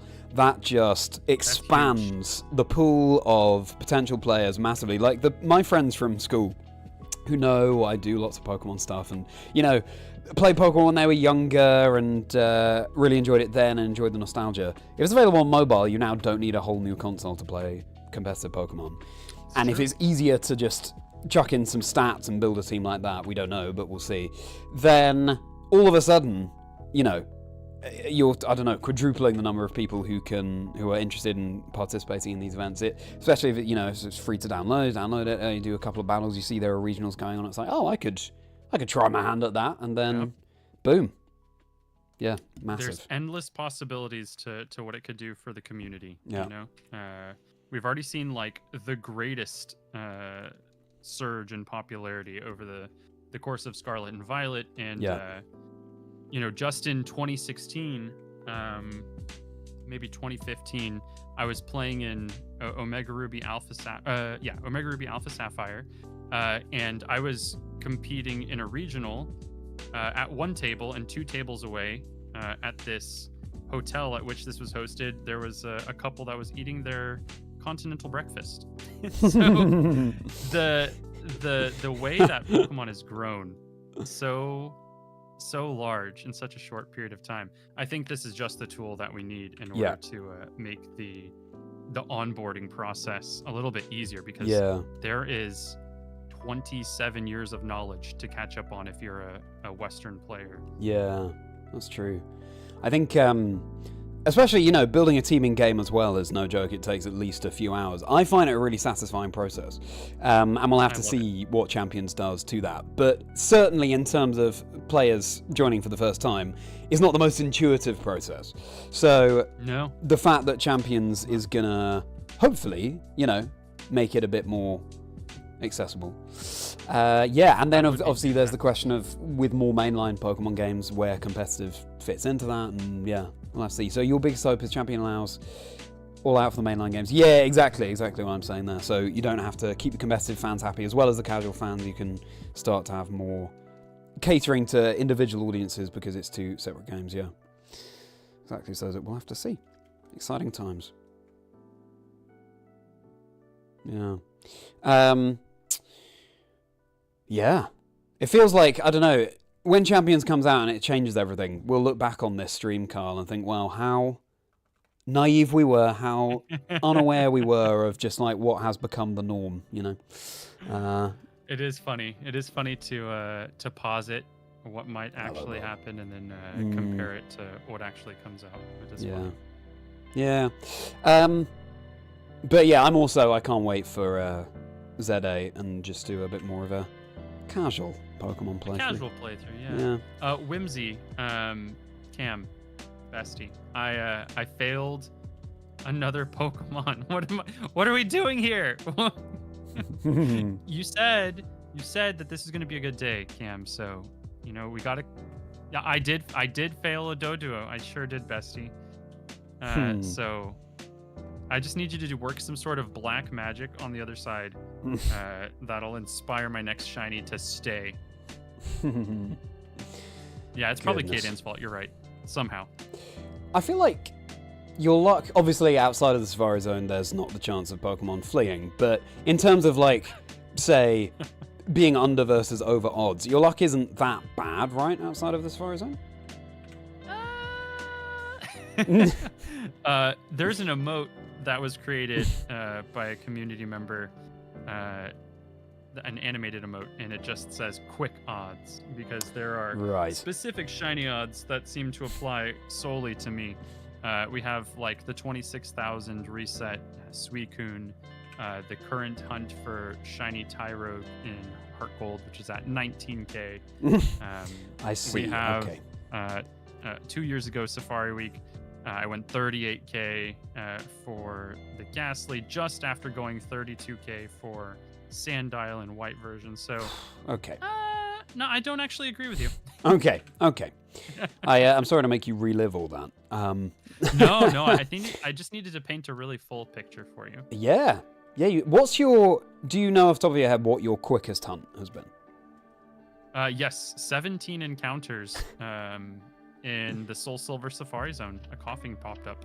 Oh, that was last year, wasn't it? I think I remember. That was. I wasn't sure if I put the right number of objects because like a water object will count as 2 water objects if it's been sitting in the Safari Zone for long enough. And I wasn't sure if I put the right number of objects in, and I was just doing encounters to test and see if all of the spawns were there that I was hoping for. And a shiny coughing popped up before I even saw what I was trying to check for. Perfect. 17. Okay. It's pretty nice. bad. Yeah, 17. On the other side of things, I've had 5 shiny hunts that have gone over 30,000. Okay. And we counted my 20,000 phases, and I think it was 14 of those. Okay. Wow. So, I guess compared to you, I'm a hunter of extremes. I'll either go under odds or more than 50,000. So nothing in between. It's just a massive roller coaster at all times. We got a ding dong on our fire red. We got a reset. Yeah. Just whiplash all the time. No worries, Luke. No worries. And okay, let me reset this fire red. Luke, that's so funny. We just had a message from Luke saying I was here because he was 48 minutes behind on the stream.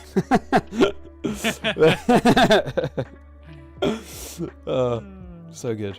Yeah, absolutely. It's certainly easier to build a competitive team now than back in the day, for sure. But champions might just take that to a whole new level. There's also this, when you're in the Kanto Safari Zone and you have to get to a certain area for wherever you're hunting, always the thrill of if you have a random encounter en route, if that's going to be shiny, and you have shiny. Exactly, have a random, unintended shiny from the Safari Zone would be so cool. Yeah, my friend Shepard, another full odds shiny hunter, he has been for the past year and some change been hunting for the Safari Zone Tauros in Fire Red Leaf Green. And in order to get to the area that has the 4% Tauros, it's most efficient to just like surf over the little pond. That's exactly what I've just done. The shortcut. Yeah. And while he was surfing over the pond, shiny Psyduck just popped up. There we go. Just to get there. That is Pretty perfect. funny. It would be so cool to shiny 100 TD in the Fire Red Leaf Green Safari Zone, and I think one year I will do that. But the fishing encounters, yeah, I've just got to brace myself for it. Yeah, we had, and thank you so much for the follow, Jesse. We had Ukena, Micah, and Taylor all fishing in the Fire Red Leaf Green Safari Zone for the IRL. Yeah. And the hope was to find the Dragonair. Yes. Which has only been found by 2 folks in the community and confirmed to be real. And they were just so far behind us in encounters because it just takes so long to get a nibble. Yeah. Yeah. luckily, you don't have to time A in subsequent games true, like yeah. in Ruby, Sapphire, Emerald, and Gen 4 and on. You have to press A at the right time, otherwise you lose the fish. And in Fire Red Yeah. Leaf Green, it'll just wait till you're ready. That is good. That is good. And good night, Nuzzle. Thank you for being here. Hope you have a very merry rest of your day. And Davabay, that's so kind. Thank you so much for a little tip there. Hey, certainly softening the blow of losing that napalm. But thank you, Davabay. Thanks for the follow, Nuzzle. Appreciate you. Is there a guest I would love to have on the podcast? So, something I've said for a long time, and that's a great question, Bob, is I'm sort of branching out now with the podcast and inviting guests on who are more sort of known in the public eye who happen to play Pokemon rather than people who are exclusively in the Pokemon community or mainly known for that. The dream guest at some point is someone like Ed Sheeran, right? Who we know is a massive Pokemon fan. But we'll just have to see. You know, we can aspire to that. And a lot of things would have to go right in the universe, of course, to make that happen. But, you know, it's good to aim high. Aim for the stars and you might reach the treetops.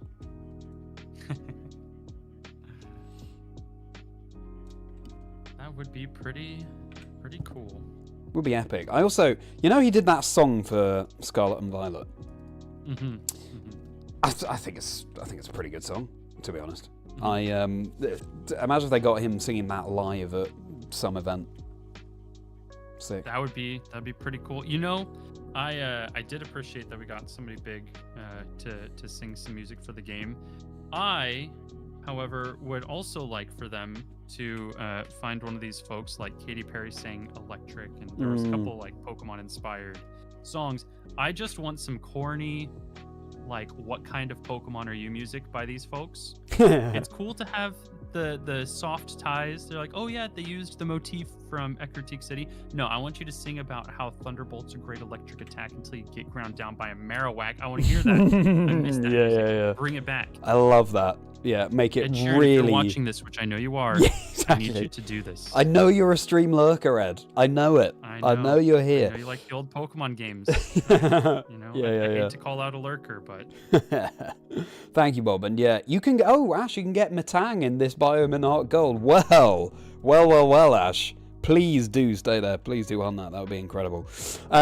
Yeah, I mean, the possibilities are endless with that. We want to hear, I don't know, Rihanna singing about how Blizzard actually, in any generation before Generation 4, in Generation 3, if it's hailing, Blizzard is not 100% accurate, but it's only Generation 4 onwards. Let's go real niche with the Pokemon motifs in these celebrity times. Apologies to the two lurkers who came out to tell me that I'm calling them out. So Ed Sheeran's got 2 accounts in my stream, which is crazy. Yeah. But I just want you to do a new what kind of Pokemon are you? I'll settle for a Poke Rap with all 1,025 Pokemon. Your choice. Yeah. Yeah, the national park being used by Post Malone was crazy. That was super cool. Oh yeah. You know what? Now you've said that, I know that Post Malone did that song. I wasn't listening closely enough to pick up on the national park. That's very cool. Very cool. Hard pass, fan of the older games. I knew it. I knew you'd say this. So can we get like a Heart Gold Soul Silver song? Yeah. I'll settle for that. Yes, please. Appreciate the Pokemon songs. Yeah, I agree, Ash. Of course, that's the best generation. Let's go. Ed Sheeran's smart. This is awesome. Nice. Fantastic. Ed. What a legend, Ed. Thank you. Legendary. Yeah. God, thank you for posting from your Lego house before it all comes tumbling down. To let us know. Just thinking out loud, Ed. You could say. Every Apom that comes across my screen now, I just by default assume it's shiny. Make eye contact. Yeah, unless proven otherwise. Every shiny Apom I've seen, I'm like, like taking a breath as I see it pass across the screen, not willing to commit to saying, oh my gosh, shiny Apom, until I see the silhouette fade. Yeah. And that's a good point, Riley. Yeah.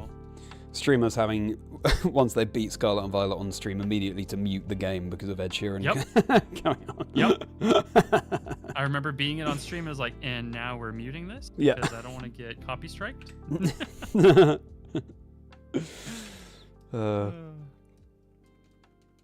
Yeah, more times like that. I mean, 30th anniversary next year. Okay, let's expand the question. Given its 30th anniversary and Generation 10 coming up, etc., Kyle, what's your biggest hope for Generation 10? Gen 10. You know, that's tough. I'm interested in first knowing before I can have like a more solidified expectation of what's to come. I need to see what Champions is doing, because does that mean there's like no new gimmick introduced in the next main series game? I have no clue what to expect. Because terrestrialization is what made me especially love Scarlet Violet format. It's such a cool new dimension to it. So I have equal parts interest in what the game looks like from a storytelling standpoint. I think Scarlet and Violet did the best job of storytelling for a game that any Pokemon game has done since Black and White. That era is very strong for storytelling as well. And so I look at that. I also look at what are the shiny hunting opportunities. Yeah. My deepest, greatest wishes for the single player experience is that there's another good, compelling story with characters I care about, like Arvin and the Professor and Penny, etc., and N. And I want that, but I also want there to be very cool shiny hunting opportunities. My deepest wish is that I could shiny hunt a legendary Pokemon again. I deeply miss that. And then from the competitive standpoint, I just want something that's really nicely balanced. Terrestrialization is really nice for balancing. So was Dynamax. I don't want to see the return of Z moves, because that was just like a free knockout card a lot of the time, which didn't feel too fun. Some of the megas were over tweaked, even though that is super cool design wise. So I'm hoping that there's a combination of good storytelling with characters I care about, more chances to shiny hunt very cool Pokemon, not just the standard guys in the Pokedex. And I'd also like to see, if they're going to be including it in future generations, a well-balanced mechanic that makes VGC as fun as it has been for Scarlet and Violet.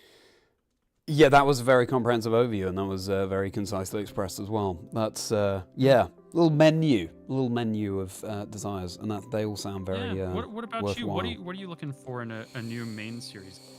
One of them I said earlier, which is the opportunity to choose if you want to do more double battles, say, I think would be very cool.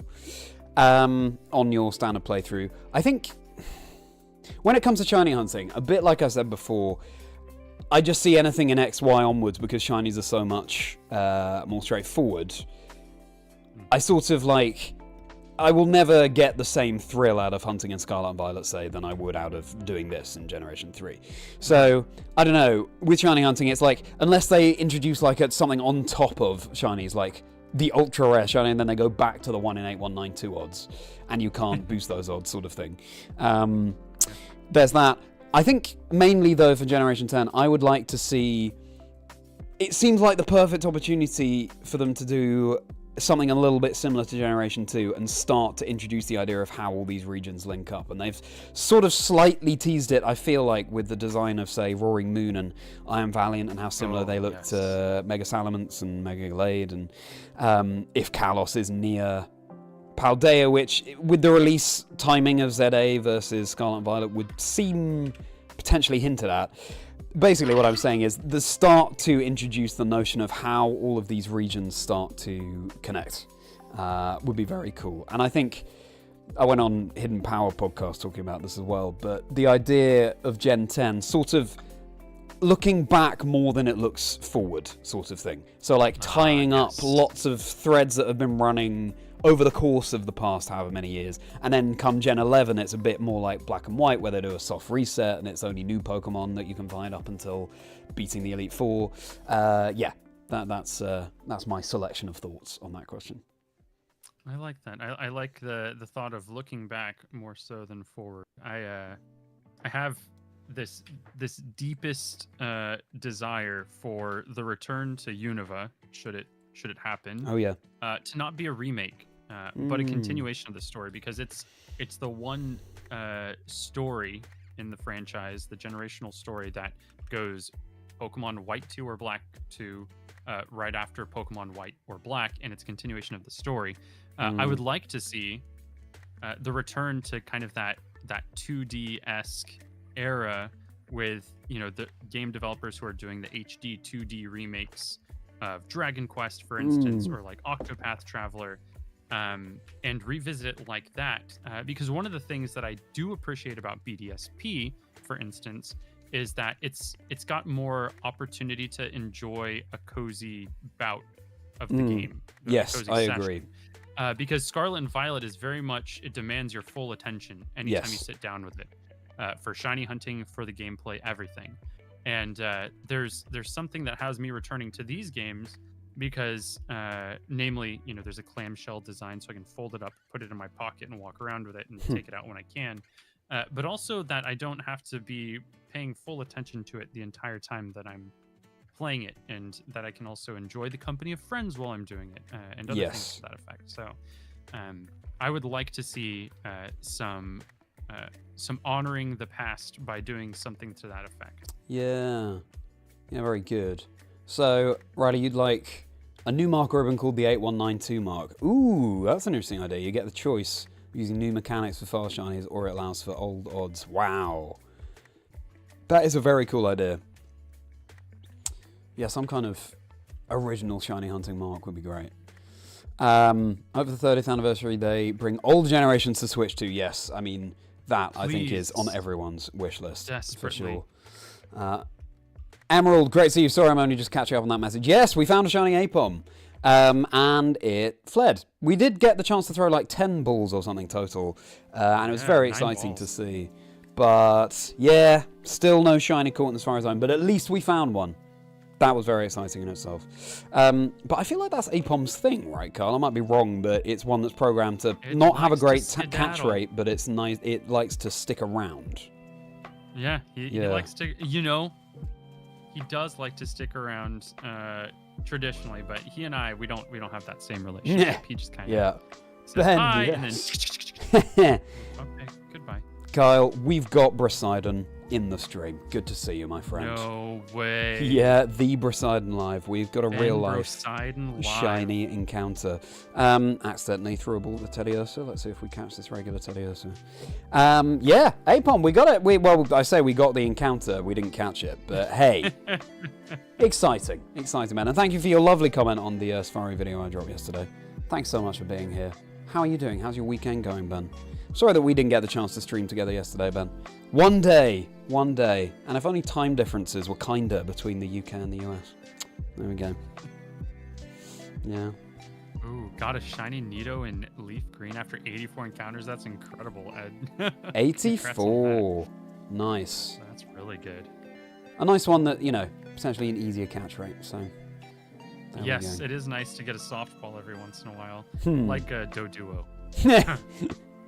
Yeah. Oh dear. So you were saying that the Matang is less than 1% catch rate, which I still can't get over. Say for like Kangaskhan, do you know what the percentage catch rate of that is? It's per ball. It's something like 4.64. Okay. So every time you throw it, there's, rare things have happened. Yeah. 4.64. I mean, that's infinitely better than less than 1%. 0.43. Yeah. Yeah. Well, about 10 times better. We did. My son and I opened a surprise box from Prismatic Evolutions, which, just like the Safari Zone, has not been particularly kind to me. And my son, a couple of weeks ago, opened a pack of Destined Rivals on stream and pulled my chase. Cynthia's Garchomp secret art rare, and subsequently took the Articuno from the pack and said, "You can have it," and gave me the Garchomp, which was, my chase was one of my chase cards. Fast forward to 2 days ago, we lucked out and found some packs in the store, and he pulled Ethan's Ho-Oh SAR, took out the Dottler reverse holo that he really wanted, and gave me Ethan's Ho-Oh. And then last night, we opened that Prismatic Evolution surprise box. I have not pulled any of the very rare Eevee Evolution secret art rares at all. And on his second pack, he casually pulled the Vaporeon secret art rare. And right behind it was a holographic Umbreon. He said, "Oh, Daddy, I got your favorite Umbreon!" And just didn't say anything about the very expensive Vaporeon that he just surprisingly pulled. So he is on a hot streak. Oh my goodness. Wow. His priorities are also very cool because he's just like, I don't care about this. I care about my favorite Pokemon. Very nice. Which I appreciate. I like that. Just got a haircut, Ben. Packing up for your move. Oh, you're moving. Okay, good luck with that. Oh, in this heat as well. That is no joke. Good luck to you, Ben. Good luck. Yeah, just one more shiny. One more. Do you think, Ben, that you're going to go and complete this phase after Safari Weekends, or is that it for you now? What are your thoughts on that, Carl? Are you going to keep going? If I know Ben Broside and he's not leaving that phase, and we're of the same material, I will also not. Yeah. End my Safari Week till this current phase is closed out. Fair enough. Fair enough. There's two ways for my Safari Week to end. Either the exact same as last year, where I caught 2 Generation 3 Pokemon, and failed 7, or it's a little bit of a redemption arc, and this last shiny that I find for Safari Week stays, and I'm doing slightly better than last year. So, you know, wow, I have a little bit of hope left, Jill, just a little bit. I feel like, Kyle, all of this is building up to 1 year where you have the most insane Safari Week, and you catch the Kangaskhan, you catch the Tauros, you catch the Shelgon, you get just everything. It all appears and you catch them all. And your name will go down in history as the luckiest Safari Week hunter ever. And what will help you reach that point is all the bad luck along the way. That's right. I cannot wait till Safari Week 2035. When it's going to be so cathartic. I'll think back to this conversation and be like, you know what? Charlie predicted this. Yeah, there you go. There you go. And in the movie, I would sort of appear next to your head in sort of an ethereal, like Mufasa way. And right. Remember. It's coming. Yeah, exactly. Yes, exactly. Yeah. Yeah, and I'm glad we're both on the same directorial. Yeah. We'll link up about this at some other point as well, just to make sure our artistic vision is fully aligned. Am I going to keep going after today with Safari? I don't know, Emerald, because last year really burnt me, I'll be honest with you. What if the next phase is 50,000, you know? So, if I hadn't found a shiny today, then 100%, and I've kept Safari streaming, etc. But now I found that APOM, we probably... I don't know, it might be that Lee, of course, Lee Provost Cyrus, another of the EU casters who I stream with sometimes, it might be that he wants to do a Safari stream this week, in which case, of course, I'll happily oblige. But probably that's it. I don't know, once I'm off stream, I'll have a think about that. But in terms of streaming Safari Week, that's probably it. I might do another phase just me, but I will see. But another thing that Lee and I, of course, have to resume with is our Scarlet Violet Soul Link Nuzlocke on the Switch 2, which, don't know if you... know about our BDSP Soul Link Nuzlocke, Kyle, but it was atrocious. We were dreadful.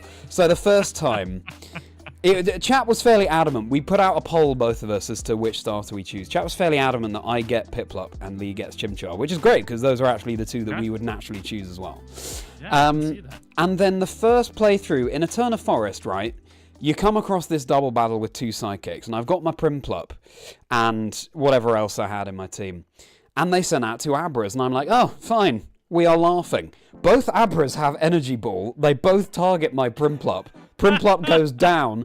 That means, because it's a Soul Link, that Lee can no longer use Monferno. And come the Grass Gym, we are toast. We are done. We have nothing. Obviously, I'm slightly better because I have types that can balance out my Water starter against the Grass types. But without his Monferno, Lee is just losing everything left, right, and centre. So we lose at Gardenia. And then our second attempt, we're in the very first gym. And this Geodude is using Rollout, and Lee has his Chimchar in front. I'm like, you are going to want to switch that out, mate. And he's like, no, it can take one more. It can take one more and then respond with a power-up punch. It could not take one more. It goes down, and we just lose there. And by the time we'd failed that, the Switch 2 was on the horizon. So we were like, listen, Scarlet and Violet gets this update. I feel like we should move this Soul Link to Scarlet and Violet. And so far, going better, but I mean, I say that we've only reached Los Platos. We've only reached the first Pokemon Center, so I mean... Yeah, you also you set the bar real low for doing better. Yeah, exactly. So we'll see. Maybe our luck will improve. But this time they voted Sprigatito for me, and they voted Fuecoco for him. And I am a Fuecoco believer, and it broke my heart not to choose it. The animation that you see at the beginning, and he's just looking up at you, grinning with not a thought in his head. It really broke my heart not to choose a Fuecoco there. But there we go. We've got Sprigatito. Taylor and I, we did a Sword and Shield Soul Link Nuzlocke. Oh, yeah. And we tried it 3 times. On the 3rd time, we got to it was the route where you find Keralis, the fossil maniac. And there's a trainer there who has a Clefable. Innocuous battle. Yeah. Until... she uses metronome. And I had Drizzile out. Yeah. And metronome goes off, and it uses the signature attack of Zekrom. And one-shots my Drizzile. Of course. And then I switch into a grass-type Pokemon, and it uses Blast Burn on the subsequent turn with Clefable's metronome. So... we got swept by the luckiest Clefable in the entire history of Pokemon. Oh my goodness. Wow. In fact, the guy as I said, I was on a double day for brunch today, and the guy who was there said that when they played through Heart Gold, Soul Silver the first time, the Togepi they use metronome, and the first attack it goes for is Roar of Time. Oh, shit. So exactly, yeah. Roar of Time's this Hoppip or whatever, and this Togepi is laughing. That's incredible. Yeah. That is absolutely incredible. Oh dear. Think you'll finish out the phase? Yes. Totally get that, Ben. And if it comes with the next couple of days, yeah, fair enough. Company to come into town, yeah, absolutely. Video out before they arrive, okay, so you've got the next couple of days cut out, Ben. Good luck to you. Yeah, I guess this is the thing now when you're content creating and shiny hunting doing Safari Week. As soon as you find a shiny, it's like, oh, okay, so there is a video that I can make out of this. Because I gotta start thinking about that. Yeah, it's funny how many of my friends have videos where the shiny reaction is, oh, I can make the video now. Yeah. For sure. Good luck to you, Davabe. On your own Violet Nuzlocke, okay. Ooh, made encounter table, nice. Yeah, I think it's interesting with Nuzlocks and Scarlet Violet, because obviously, normally you just run in grass and whatever the first Pokemon appears, you get that one. But because you can see everything, and because the routes are so vast and different Pokemon appear on different areas of the route, originally Lee and I were doing just whatever the first Pokemon you lay eyes on. You just have to be really honest with yourself and say, okay, I saw that Tarantula first, so that's going to be the one on the team. Yeah. But someone suggested... if you go into the route eyes closed and you just run until you have an encounter, which I think is quite a good idea as well. That is what Taylor and I did for the Sword and Shield encounters in the wild area, because you have overworld encounters there. Yeah. And one of the encounters on, I think it was the 2nd attempt, or maybe it was that 3rd failed attempt, Taylor closes his eyes and runs into the grass and runs into a shiny Krogunk. For his encounter for the route. Oh my goodness. I was beside myself with jealousy. Yeah. Oh wow. Krogunk's a good one as well. I love a turquoise shiny.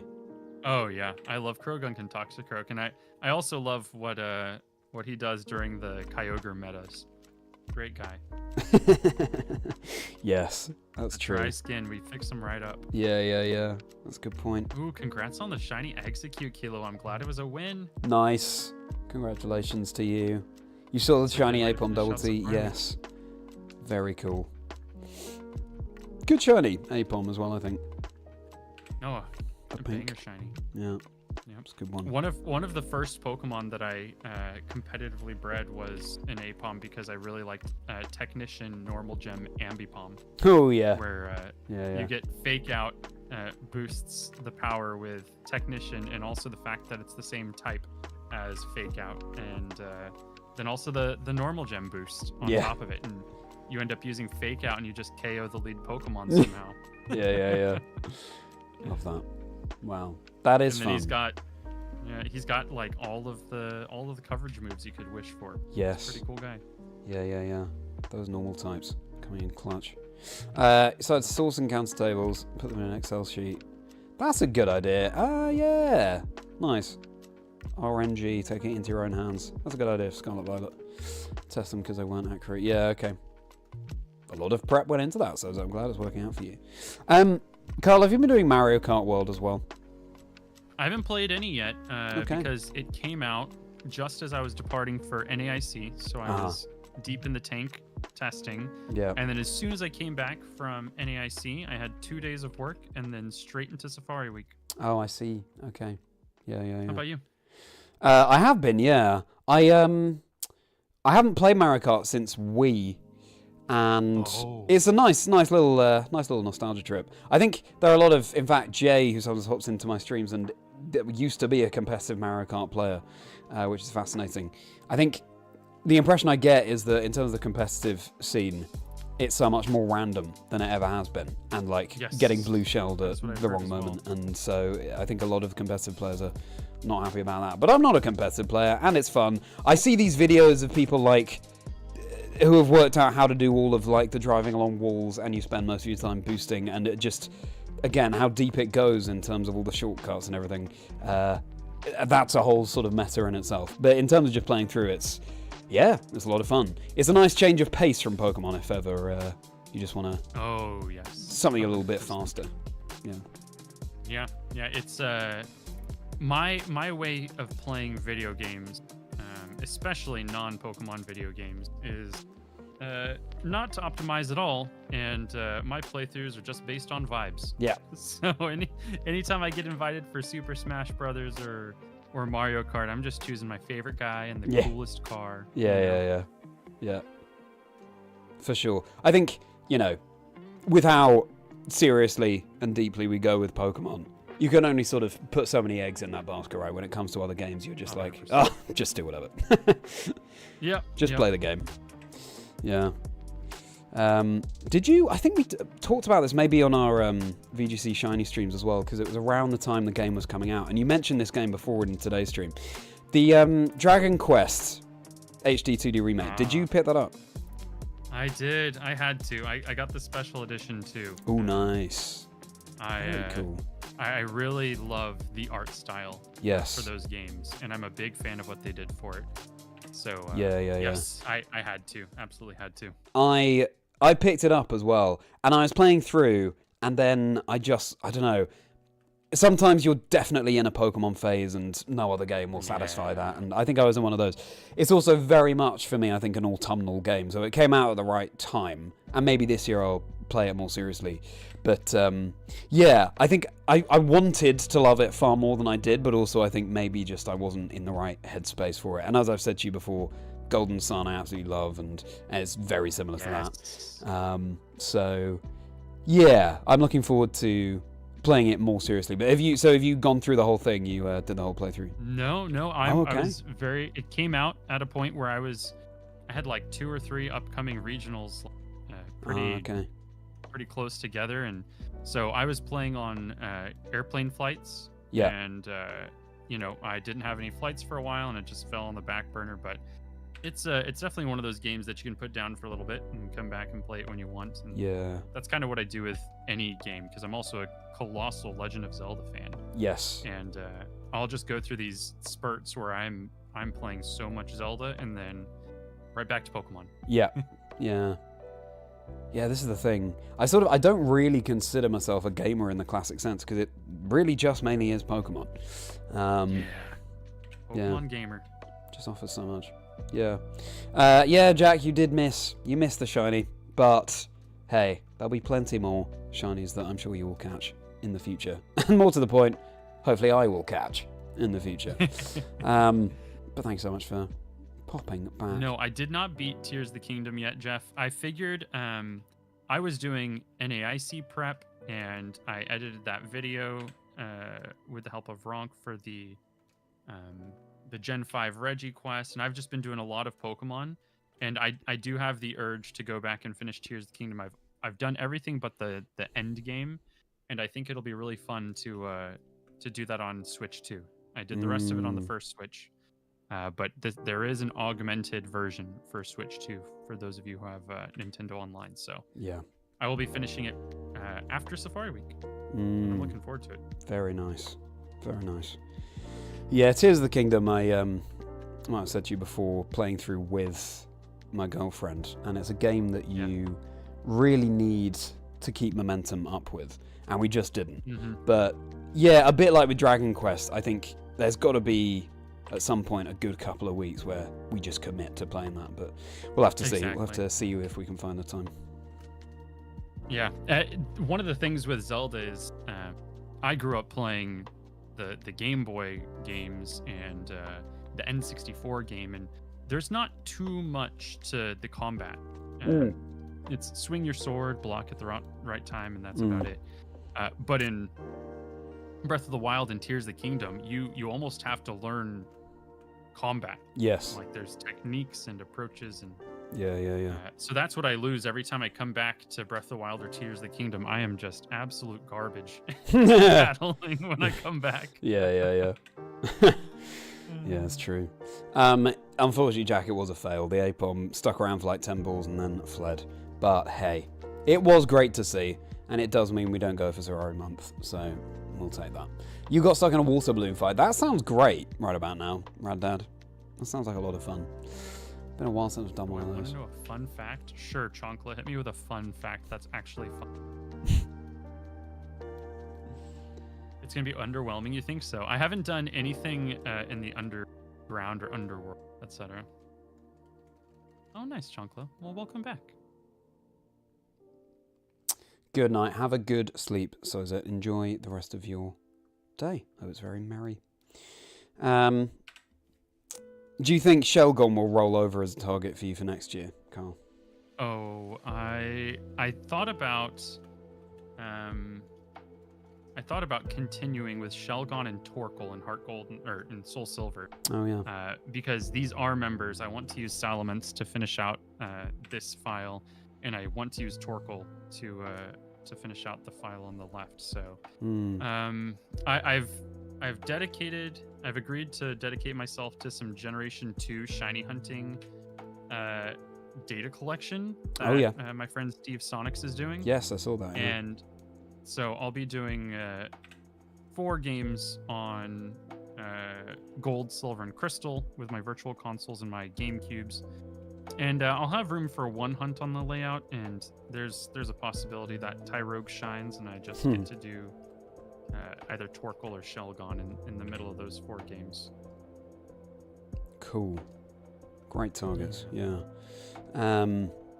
Nice. Yeah, Heart Gold Soul Silver Safari Zone really does offer endless possibilities. Are you, when it comes to those 2 Generation 3 powerhouse Pokemon that were introduced, Metagross versus Salamence, which is your preferred? Salamence, 100%. I really do like Metagross, but I really used Salamence a lot in 2014 in VGC because it had Intimidate. We did not have Incineroar yet, namely. Yes. It was just one of the best Intimidate users, but I also had a really fun set that I ran. My friend and I both did. We ran a Naive Salamence, which decreases its special defense but increases its speed. But notably, it doesn't decrease either the attack or the special attack. Salamence has a quite usable special attack stat on top of its very good physical attack stat.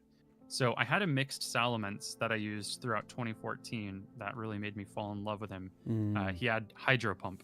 Nice. And, people like to bring in Tyranitar for the Salamence back in this format because Rock Slide is super effective, and Tyranitar is rather bulky, but they're not quite prepared for when you just drop a Hydro Pump on them. Yeah, very nice. Expect that on top of pairing it with Garchomp, which gets to use Earthquake, while Salamence takes no damage from it for being a flying type. Very cool. So I liked that combination of Pokemon. So Salamence, he will live in my heart forever. What about you? Which do you prefer? Yeah, I also prefer Salamence. I mean, not for as sort of in-depth a reason as that. I think it's more just I don't know. I was about to say I'm a sucker for a dragon, which I guess I am, but particularly Salamence for some reason. I mean, it might be partly to do with the lore of Bagon always wanting to fly. And I just think that's sweet. Also, like, Dragonite I love Dragonite, but there's something, I remember when I first saw Salamence, I thought, oh, I'm glad they've finally done a dragon that is a quadruped, and, I don't know, just looks a bit more dragon-like. It's quite, I don't know what the right word is, but, like, its wings are very simple. They almost sort of look like they could be made out of cardboard, and it's like a I don't know, a costume of some sort. But there's something quite charming about that as well, I find. And yeah, I'm just found the design. Generally, when it comes to Pokemon, my tendency will be towards the more animal-like ones than the more robotic or object-based ones. Don't get me wrong, Metagross is still so cool, and, you know, at the time, the combination of Steel and Psychic was mind-blowing as a child. But, yeah. And the fact that you then get Beldum and Stevens House after the Elite Four, all very cool. But Bagon also just because, you know, just the classic. I love as you were saying before, Soza, I love a side quest, and I love those hidden areas that were previously inaccessible, and Meteor Falls, that one patch of land where Bagon appears. Yes. I just love going deep into that cave, and like the cave that you've been through before in your journey, but then post Badge 8 you can uncover this whole new area, and yeah, rather than just being handed the Pokeball on a disc. Not that that's not cool, but yeah. Yeah. It's also very cool that there's a 1 in 8,192 chance that Steven leaves you a silver Beldum. Hey, yeah. Pretty cool too. Yeah. 1 out of 8,192% of the time, it's silver every time. Or there's a parallel universe where he, for some ungodly reason, decides to leave this. I mean, that really is a vote of appreciation for the player character, isn't it? Here's a shiny Beldum. It's fascinating lore-wise how, like, you know, the first partners, say, for each generation, they don't appear in that region, clearly. Or at least they're so rare that you can never encounter them via normal means. And yet they're seen as, say, Paldean Pokemon in the case of Fuecoco, Sprig, and Quaxley. Right. So there's an interesting question lore-wise as to, okay, well, where are they then? And it's the same with Beldum. Where did you find those again? Yeah, exactly. Yeah. There's a lot of Pokemon that will just appear once, especially in earlier Pokemon games. Yes, true. And I like to imagine that they explained it best in Red, Blue, and Yellow, which is when you encounter Snorlax and you defeat it, the game will tell you that it got up and it went back off to the mountains. Yeah. And there are no mountains for you to visit in Pokemon Red, Blue, or Yellow version, and I like to think that there's just parts of the map that we don't get to see on our adventure. They're inaccessible. And exactly. That's where all those Pokemon come from. Yeah. Well, there is Mount Moon, and you could count Rock Tunnel, I guess, as a kind of mountain. But I know what you mean. Yeah, it could be Mount Moon. Could be. Yeah. I know. I think they're using the term mountain pretty loosely as well. It could be even Victory Road. I don't know. You remember again that event Shiny Beldum for Oras? Yeah. Oh, it's a cool that was game so to have cool. it all along. Yeah. Getting Steven's Beldum. In fact, cool. There's we might have talked about this on one of our streams before, but those Pokemon that are Johto Pokemon, but you can only find them in Kanto. So your Houndour, your Murkrows, your Misdreavus, Larvitar, and Slugma, etc. Well, I guess Mount Silver, that is different. But anyway, part of me is, with this Silver Dream Team quest that I'm doing, I also have a copy of Crystal that's, you know, beaten red and everything's accessible. We're called to Shiny Hunt Pokemon that only appear in Kanto that are Johto Pokemon, and then trade them over to a new save file, so you have the experience of playing through Johto with the Johto Pokemon you never get to play through the game with. So that's kind of like a sub-aim of my Silver Dream Team quest. I love the idea of just like, especially because you get to see Silver, the antagonist. He has a Sneasel. Yeah. For a good portion of the game, and it's like, where did you get that guy? I think it's explained that the kid on Cianwood lost his Sneasel to Silver, just like he gave you the Shucky. Oh yeah. Because he says somebody came in and stole my other rare Pokemon, and then subsequently in that playthrough, Silver will start using Sneasel. But I like the idea that you could use one of those Pokemon that you almost never see in the early game Yeah. for your playthrough. Like, especially with a Larvitar, you have a good chance of going to the Elite Four with a Tyranitar if you've had the Larvitar for the whole playthrough, for instance. Yeah. Very cool. Just get to know those Pokemon better, because you tend to only be able to catch them at, I don't know, level 20 plus at least, you know. So Misdreavers can only find at level 45 maybe in Mount Silver. So I guess that'll be a breed hunt actually to be able to play through the game with it. But yeah, could be cool. I remember you saying as well about, you know, the swarms that you get in Silver and Gold, and doing like a, you might have even called it Swarm Saturday or something, where you just try and shiny hunt in those swarms. Yeah. If as you're playing through for your Silver Gold you come across one of those, then hit me up, because I'm definitely keen on doing a swarm hunt if I've got one going in my game as well. Oh yeah, one of the big ones is in 2000 when Pokemon Gold and Silver was being advertised to all of us as kids. Merrill was on everything. Oh yeah, Everything. Yeah. Merrill was everywhere, and Tracy was in the anime. yeah, And one of his partner Pokemon was Merrill. yeah. And when you go play Gold and Silver, you expect to play through with a Merrill. But guess what, guys? Merrill only appears in Mount Mortar 1% of the time. You can go your entire playthrough without ever seeing one in the wild. And that's his home generation. Yeah. But in the post game, somebody will give you a call and say, "Guess what's happening at Mount Mortar, buddy?" Yeah. And then there's a 20 times increase in encounter rate with Merrill. Yes. That's pretty cool. That I is like really that a cool. lot.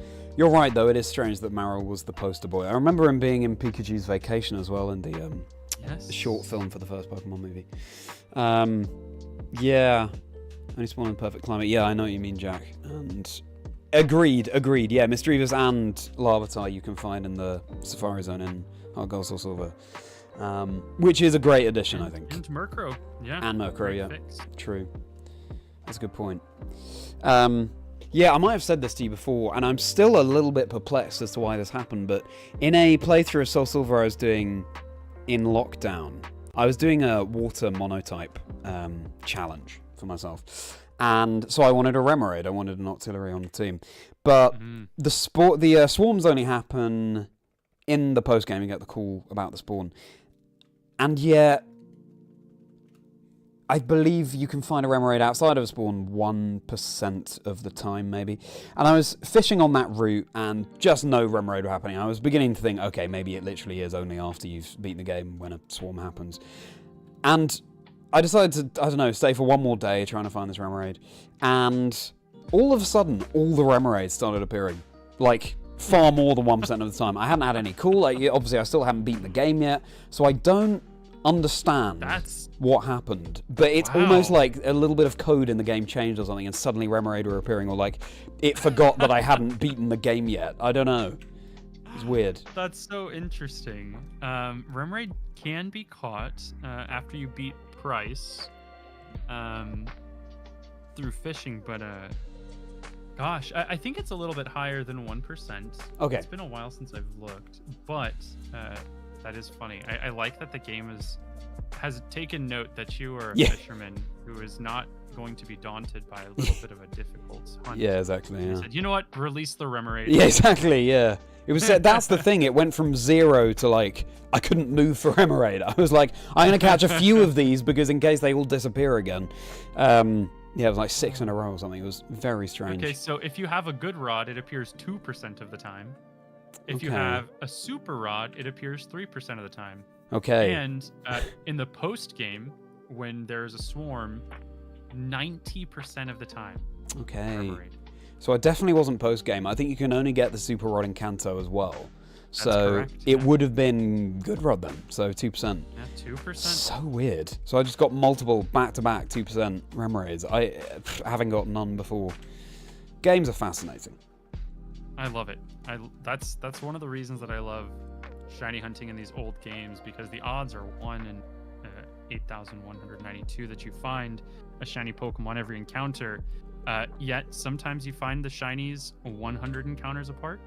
Sometimes you find them 30,000 encounters apart, and there's no way you can control it, and you are just giving yourself to the RNG, and I kind of love that. Agreed. Totally agree. Yeah, it's so weird. When I first discovered shiny hunting content, I think it was probably actually around the same time I was doing that Soul Silver Water Monotype quest. I was like, what is this? I don't get it at all. What these people must be going crazy. This must be so boring for them. But then it's so, I don't know, I've done a complete U-turn, evidently. And I think part of it is like the nostalgia for sure. I mean, everyone I've spoken to on the podcast who has shiny hunted has that core memory when they were younger of running into that one random, I don't know, yellow Rattata or whatever. And it's kind of planted the seed and it's gone from there. And I too have that. I was, on one of my many playthroughs of Pokemon Silver, randomly ran into a green Kakuna. And I'd done the red Gyarados, so I knew what it was. Didn't realize, I thought Gyarados was his own thing. I didn't realize that every Pokemon had an alternate color variant.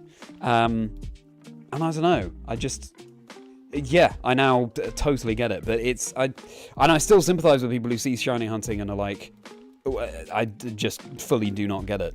But yeah, it's as I said in the video that I released yesterday, nostalgia is a powerful thing. It really is. I think it might be a tougher sell for coming generations, however, because when shiny hunting was like introduced to us, it was that super rare thing. Yeah. And so now we're adults. We understand how the mechanics work a little bit better. We've set realistic expectations. So we're sitting down and we're like, I want to play through the game with that thing that I thought was impossible as a kid. Yeah, exactly. But kids growing up now, boot up Scarlet and Violet. That Tarantula's got red yarn and they've been playing for 2 seconds. And then, they go into the next field and green hop it. Yeah, exactly. Just see so many Pokemon. Yeah. And getting. So I wonder if we'll see the continuation of the Full Odds community. That's a good point. We've got to pass the torch, Kyle. We've got to rear the next generation to remember how good shiny hunting. But this is the thing, if their first game is Scarlet and Violet, say, then obviously they won't have that nostalgia for the older game. So it's would they be as committed? Yeah, that's a really interesting point, actually. There's a good chunk of people who have come into my stream because I streamed for a while in the Scarlet and Violet category just for the sake of people being able to find me, and they would come in and they'd say, oh, this isn't Scarlet and Violet, and then they'd keep watching and they'd ask questions. And I've never seen these games before, and oh, that's so cool. And more than a handful of people have come in and watched me shiny hunt in these old games, or even do like the Elite Four run with all of the shinies I've captured along the way. And they go out and they buy a DS or a Game Boy and a copy of one of the old games, and they go back and play it. And I think the whimsy does a lot for it. The coziness, like I said, new Pokemon games are it's not meant to be a jab at them, but they demand more attention. They don't have the cozy vibes so much anymore.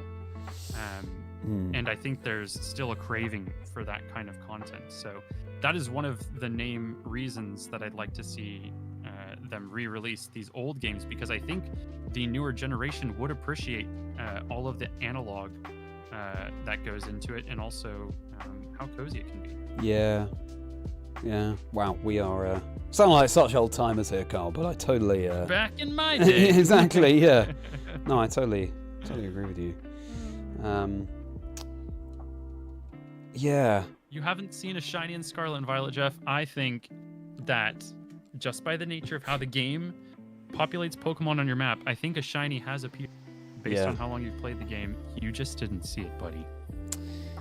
I think, unfortunately, I might be right. I've got to say as well, I am actually kind of pleased there isn't a shiny sparkle sound like there is in Legends Arceus. Because if there were a shiny sparkle sound as well, it would just be even easier. And I think there's got to be some 100%. element of challenge to it. As you say, that means it's demanding more attention, which there's that to it. But again, they've got to keep something for the challenge. Yeah. I also surmise there was maybe a thought process that was, oh, you hear the shiny jingle, but you were running, you were on your Koraidon zooming across the fields, and the chime went off, and you already despawned it.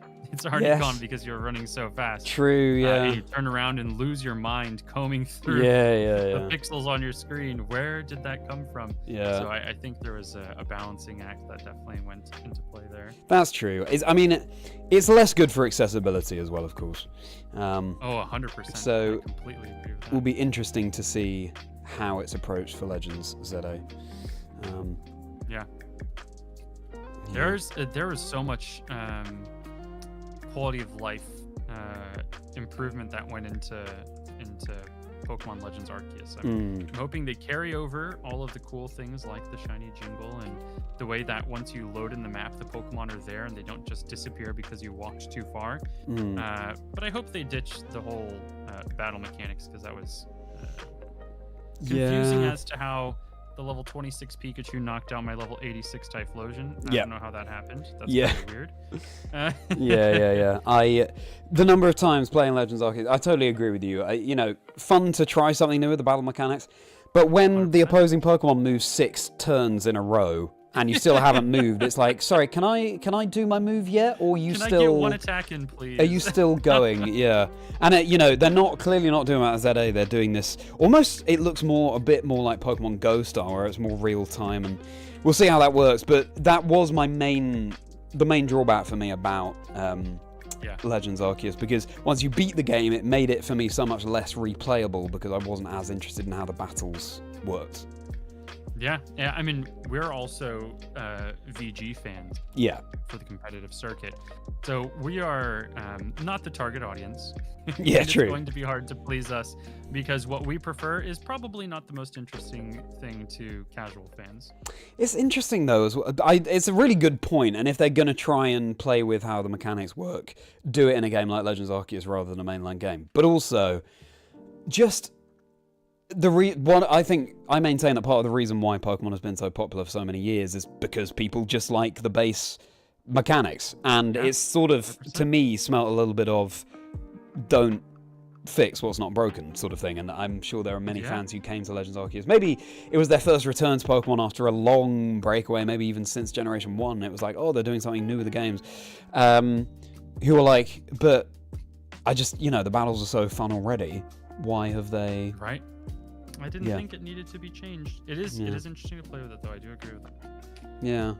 So we'll see how it works in ZA. I am looking forward to essentially like living the anime in Legends ZA, because it did seem pretty anime coded in that like you can dodge attacks.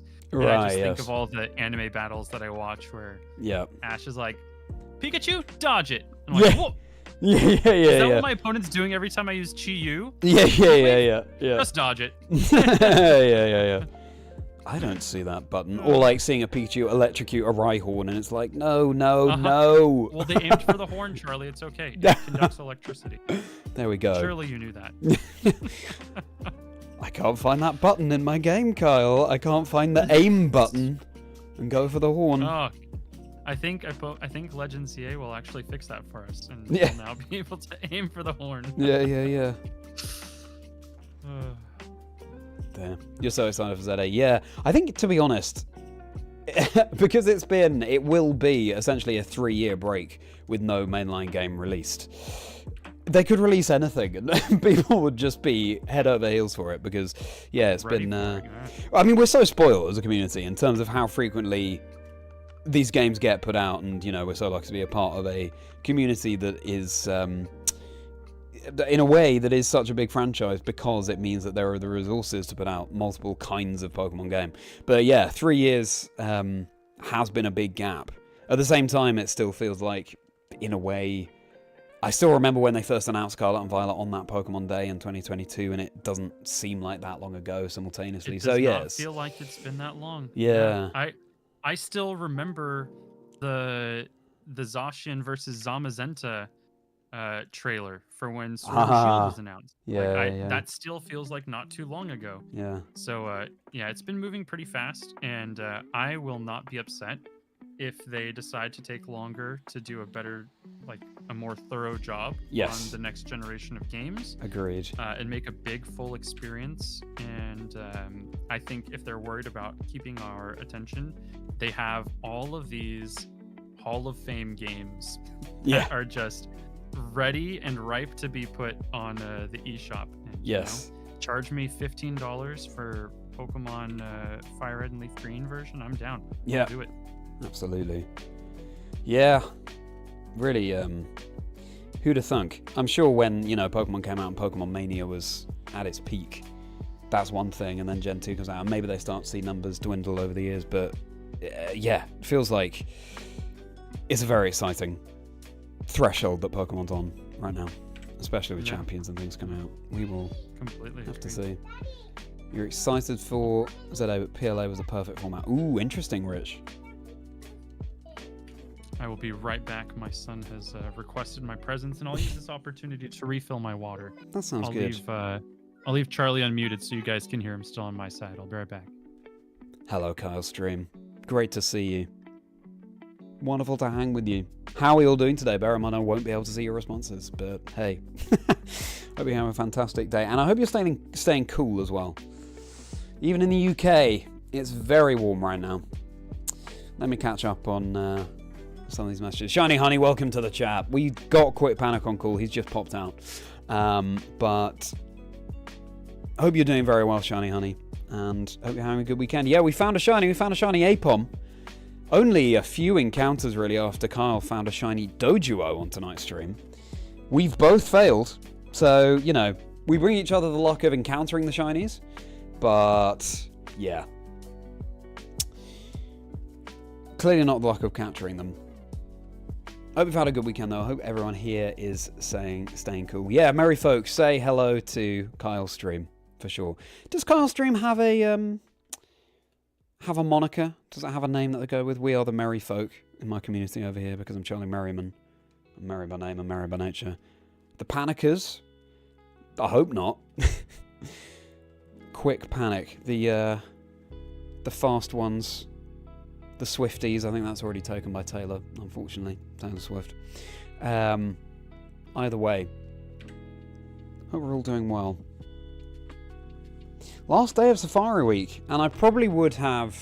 Yeah, well, definitely. If I hadn't found a shiny today, I definitely would have kept going with the streams. But now we have probably no more Safari Week streams, unless Lee Provost wants to stream Safari Week. We'll see. And I'm thinking that tonight we'll get up to at least 1,000 on this new phase.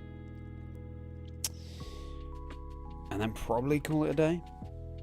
Getting kind of late over here in the UK. I think Carl and I are working with a 6-hour time difference, if I recall. So what now for Kyle? It's 4 in the afternoon. Yeah, 10:05 over here in the UK. You got Shiny Zygarde after 132 raids. Hey! Congratulations, Shiny. That must have felt so good to get that. 4 shinies in 20 raids after that. Wow! Shiny Tapu Fini as the 4th. That's incredible. Good for you, Shiny Honey. That's some luck. I'm glad it's going your way. Congratulations. Excellent. Approaching the end of June as well, which means we're nearly halfway through the year. Halfway through 2025. What is going on?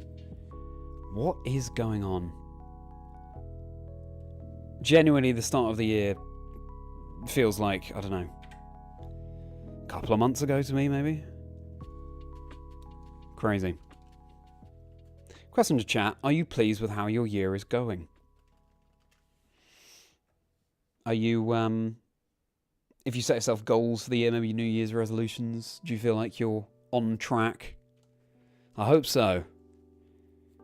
I think I am with mine.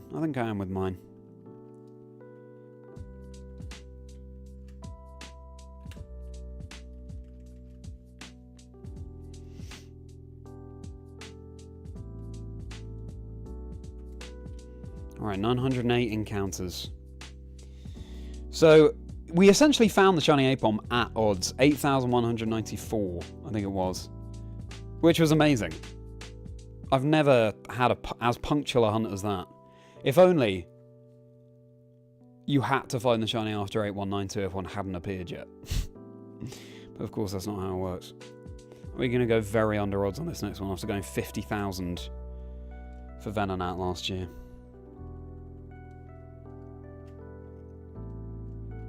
Apom. And you know what? I think they recently released the Apom pin on the Pokemon Center website. And I'm tempted to get it because it's, you know, it's just a happy, cheeky guy. Of course, with the surname Merriman. Very fitting. So, even more fitting. Even more fitting. We don't have a nickname for that Apom yet. I guess the lore behind it wasn't as strong as it was for Commitment, but coming just in time to round out the week was pretty epic. Start of the year was a couple of months ago, technically. Sure, Ash. Define a couple, I guess, but yeah, maybe you're right. Glad you're enjoying it, Ronnie. Very good.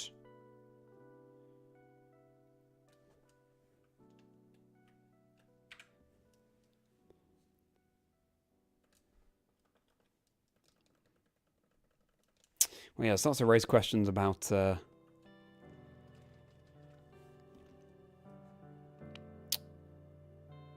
my Safari video for this year. I mean, so much of my Safari Week this year was actually editing last year's Safari Week video, so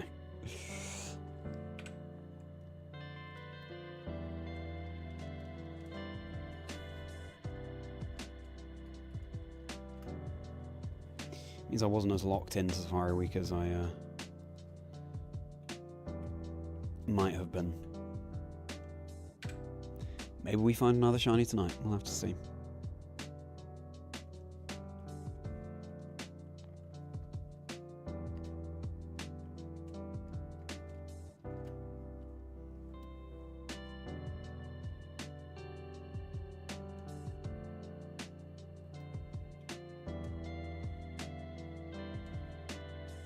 How was GoFest for everyone this weekend, if you were participating in that? Hope you're all were using SPF, and I hope you're all staying cool and staying hydrated. I hope you had a good time. So, now, what about streams for this coming week? For the benefit of people in Carstream, I am at Chazingdra on YouTube and across all socials. CHAZINGDRA. Chaz plus Kingdra, my favourite Pokemon. Streams this week, probably some VGC, Shiny Hunting, and Solic Nuzlocke on Scarlet and Violet, as is normal.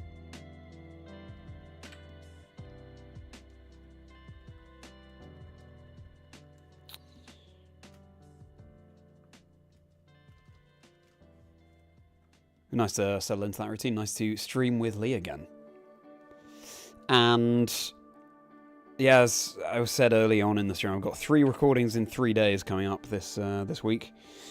Finally recording with Tord Reclev, very successful trading card game player. Recording with Tom Rock's Maths, rescheduled from last week. Maths content crazy, who loves Pokemon. And PM7 on Wednesday, I'm recording with. So a broad range as well in those 3 guests.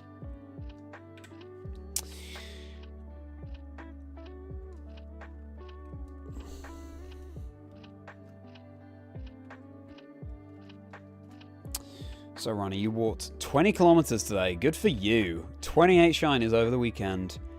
2 100% IVs. Nice. Sounds like a successful one then, Ronnie. Very good. PM7, yeah. That's right, Ronnie. Looking forward to talking to John very much.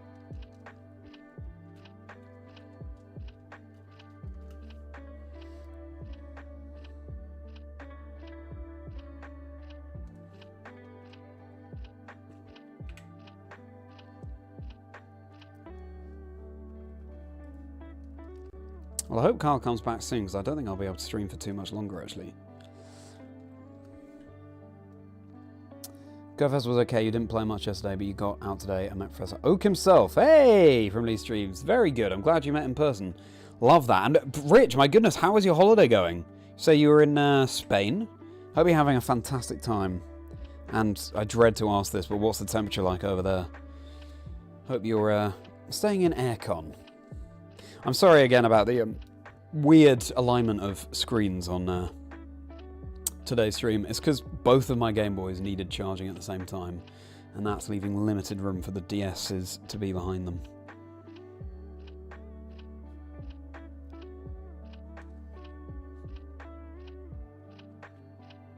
Evening, Dean. Good to see you. We got a shiny. We got a shiny Apom earlier on in the stream. That sounded like I was saying I just ran into another shiny, which I didn't. I apologise for any disappointment. It ran, but we got to throw 10 balls. It was a journey. So I've still yet to catch a single shiny Pokemon in the Safari Zone. But we move. And it was fun to see. How are you doing, Dean?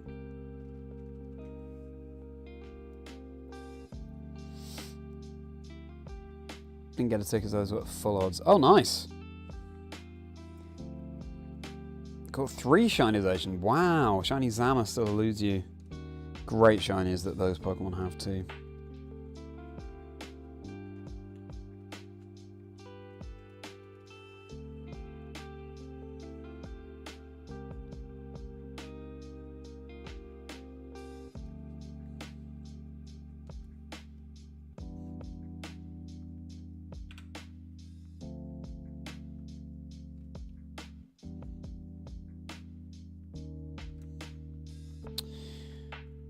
Target in Emerald was Ledibur, but Apom is definitely a nice backup find.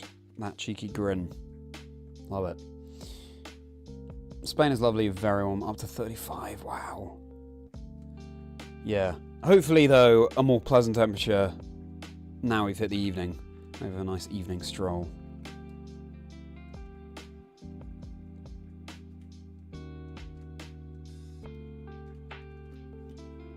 Well, we're about to hit 1,000 on this new phase.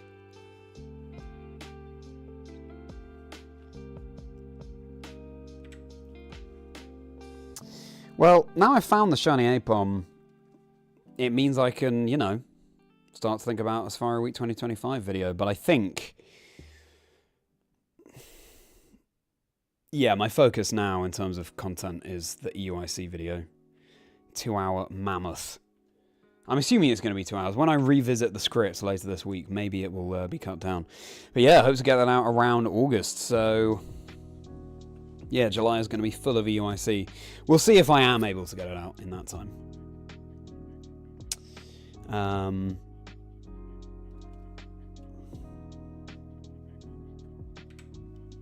But yeah, I'm excited to do that.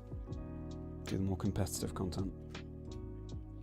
Well, I've got to see if I can make it out to an EU event sometime. Yes. I've wanted to for quite a while. Please do, yeah. It'd be great to see you. Yeah. That'd be wonderful. Welcome back, by the way. Are you okay? Thank you. Thank you. Yeah, my son came to get me because there's a thunderstorm rolling in, and they were outside trying to roll up the inflatable water park. Yeah. Nice. So, more than a one-person job. Yeah, absolutely. Fair enough. How's it going, Dara? And yeah, I failed a shiny last night, and I failed a shiny today on stream. So, just adding to the stack of upside-down sprites on my screen. Yep. Yeah. Yeah, I probably can only keep streaming for another, like, I don't know, 15 minutes, half past. Okay. Understandable. Yeah. Understandable. Approaching 10:30 over here. I forget, you're living in the future. How is the Yeah.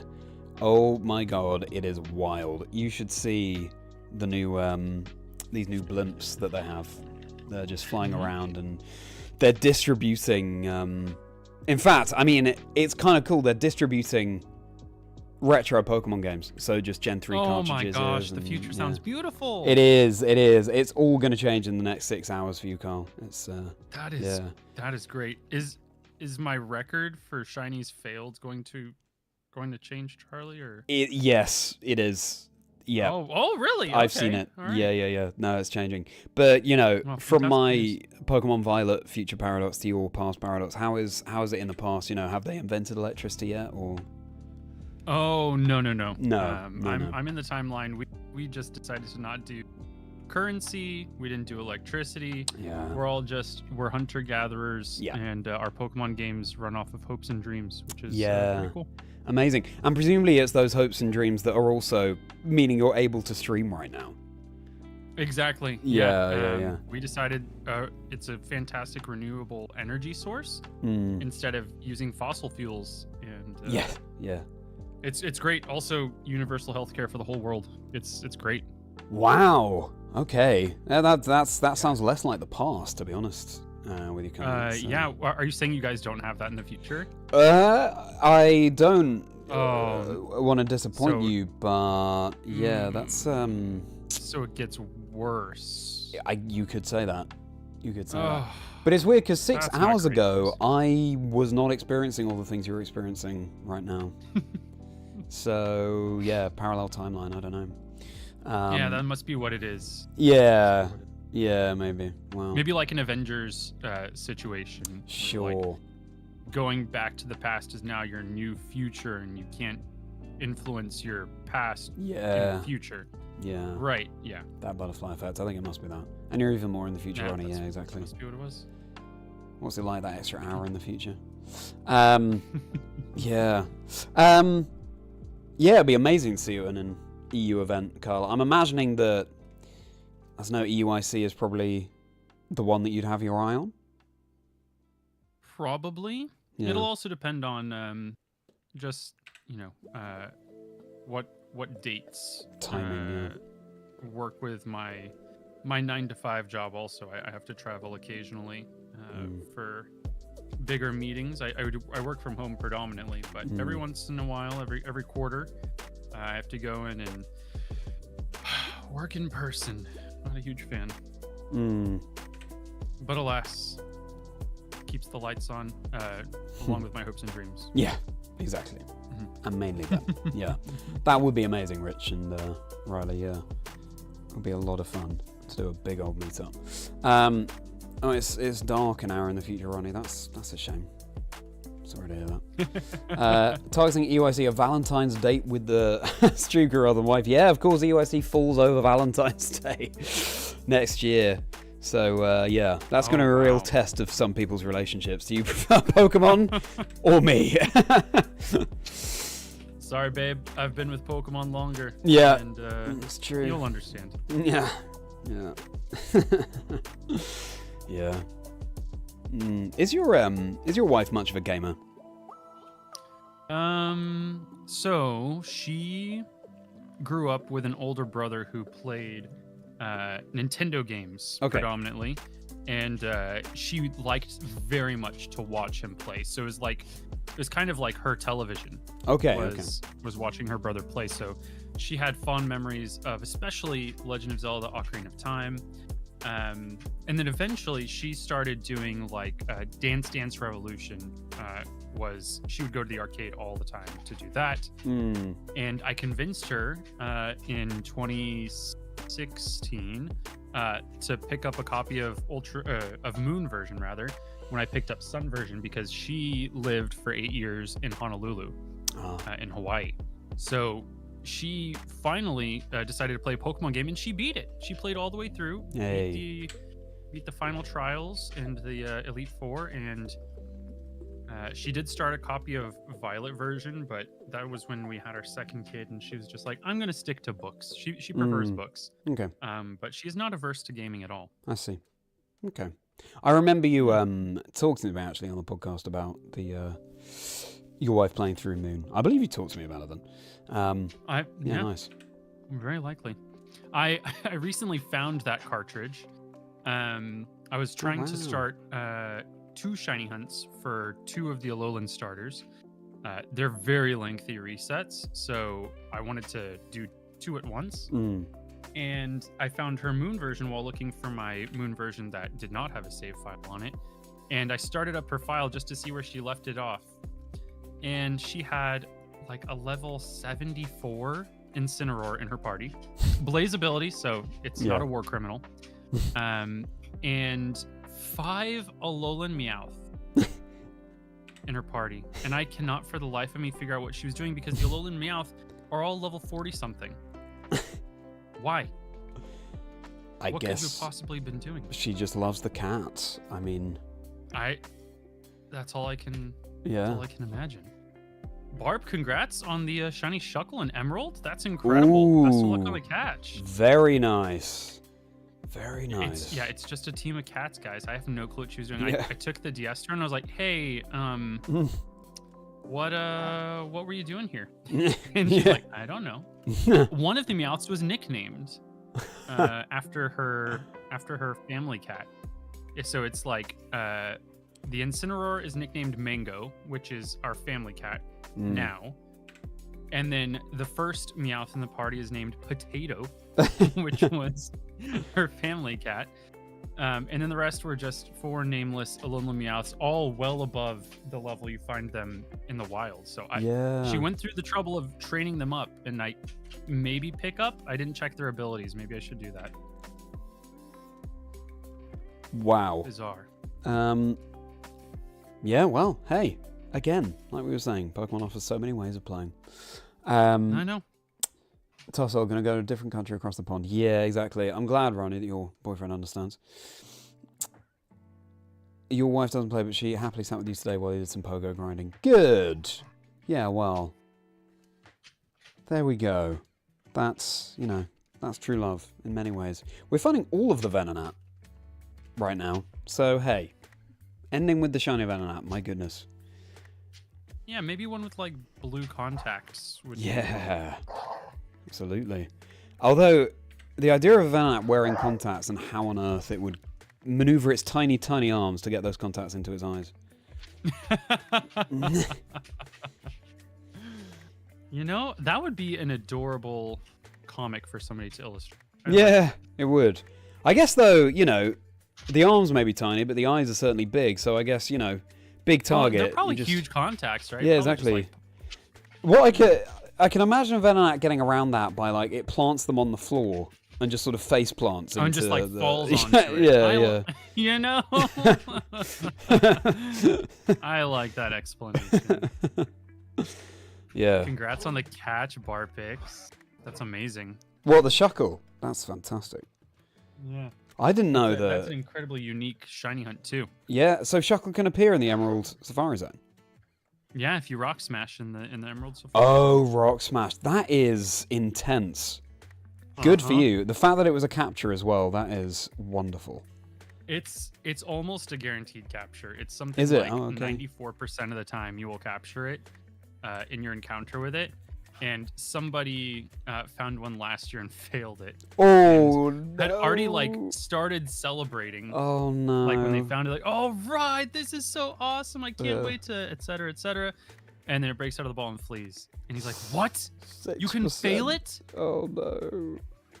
Like, the math was so against that happening, but alas. Yeah. Oh, my goodness.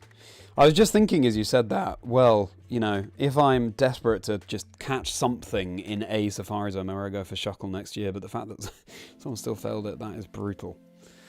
Absolutely brutal. I remember when I was younger, I found 2 random shinies in my, older Pokemon days, in Gen 2 and Gen 5. So it was shiny Kakuna in Gen 2, totally random. And then Gen 5, outside the giant chasm, found a shiny Drifblim.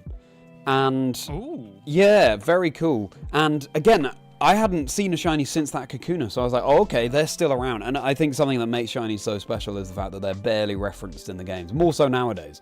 But back then it was like, often they would never even be mentioned by any NPC or anything. You just sometimes find a different color Pokemon that sparkles, which adds to their mystique.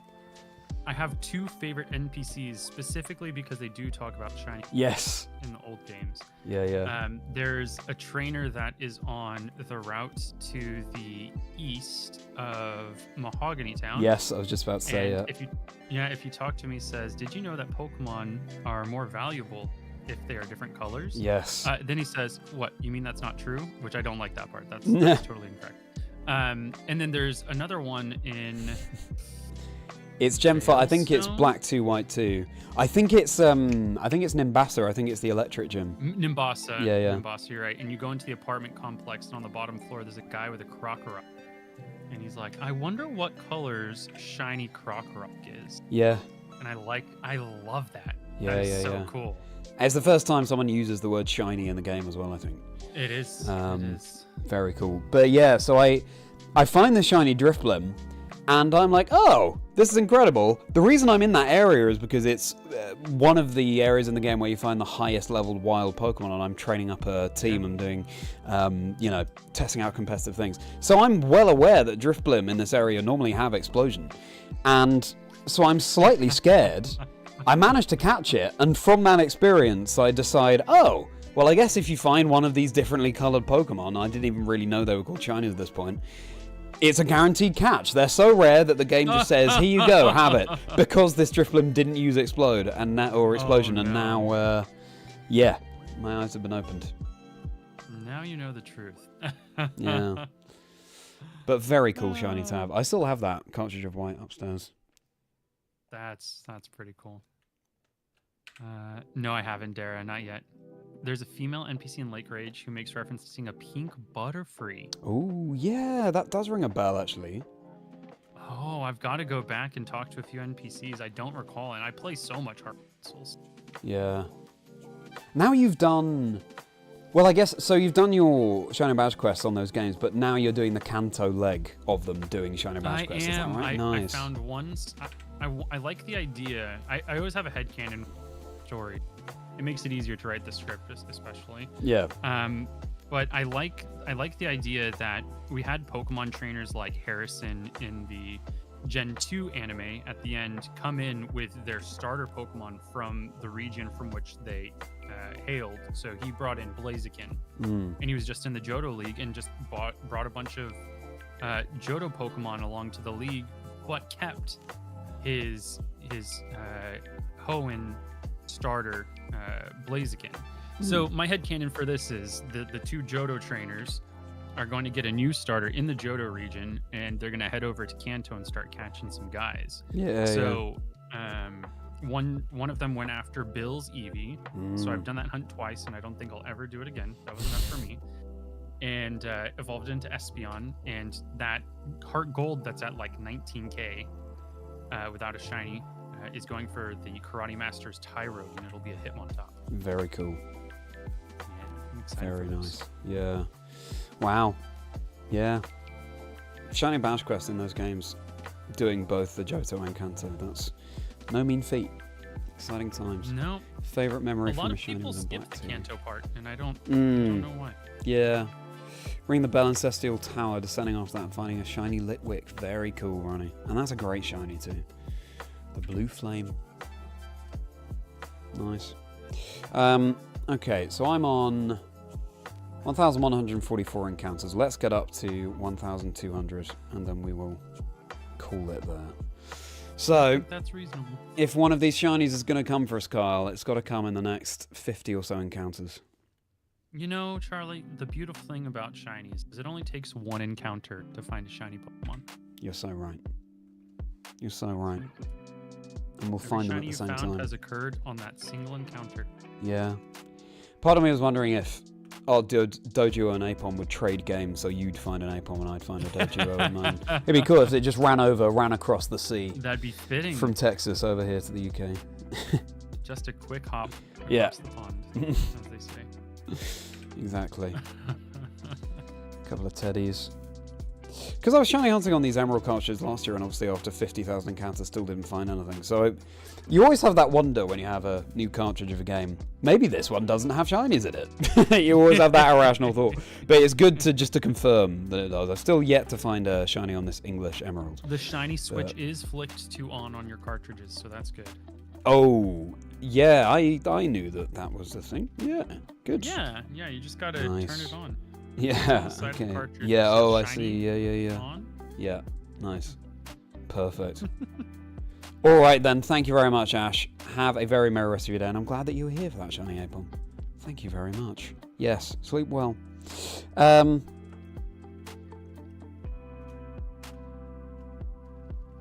Good.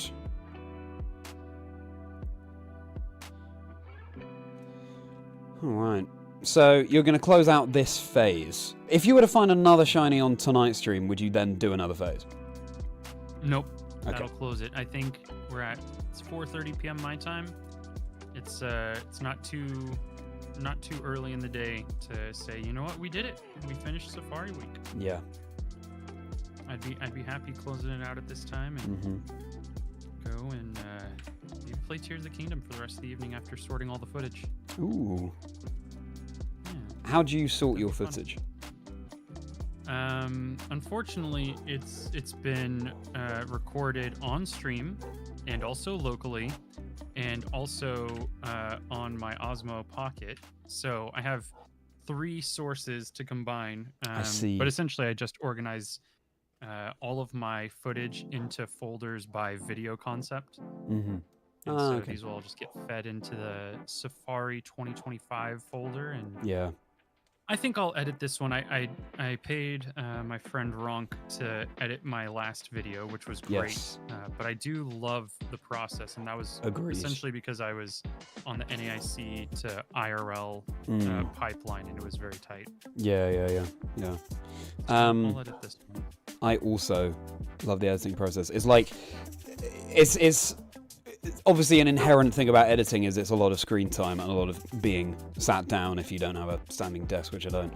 And, you know, if I could change somehow the amount of screen time, that would be great. But it is very satisfying seeing it come to life. One of my favorite bits is putting the music to it. And I think we're so lucky that there's so much incredible music we can use from Pokemon games in these videos. 100%.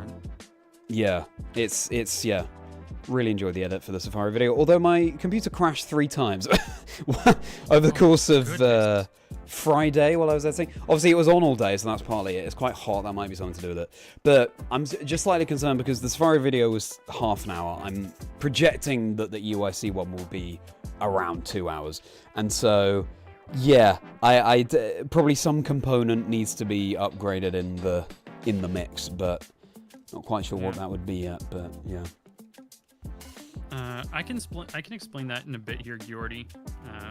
It's pretty technical, but once we finish up with Charlie, I'll go into the whole thing on how RNG works for Emerald. Yes. Academic theses have been written about it.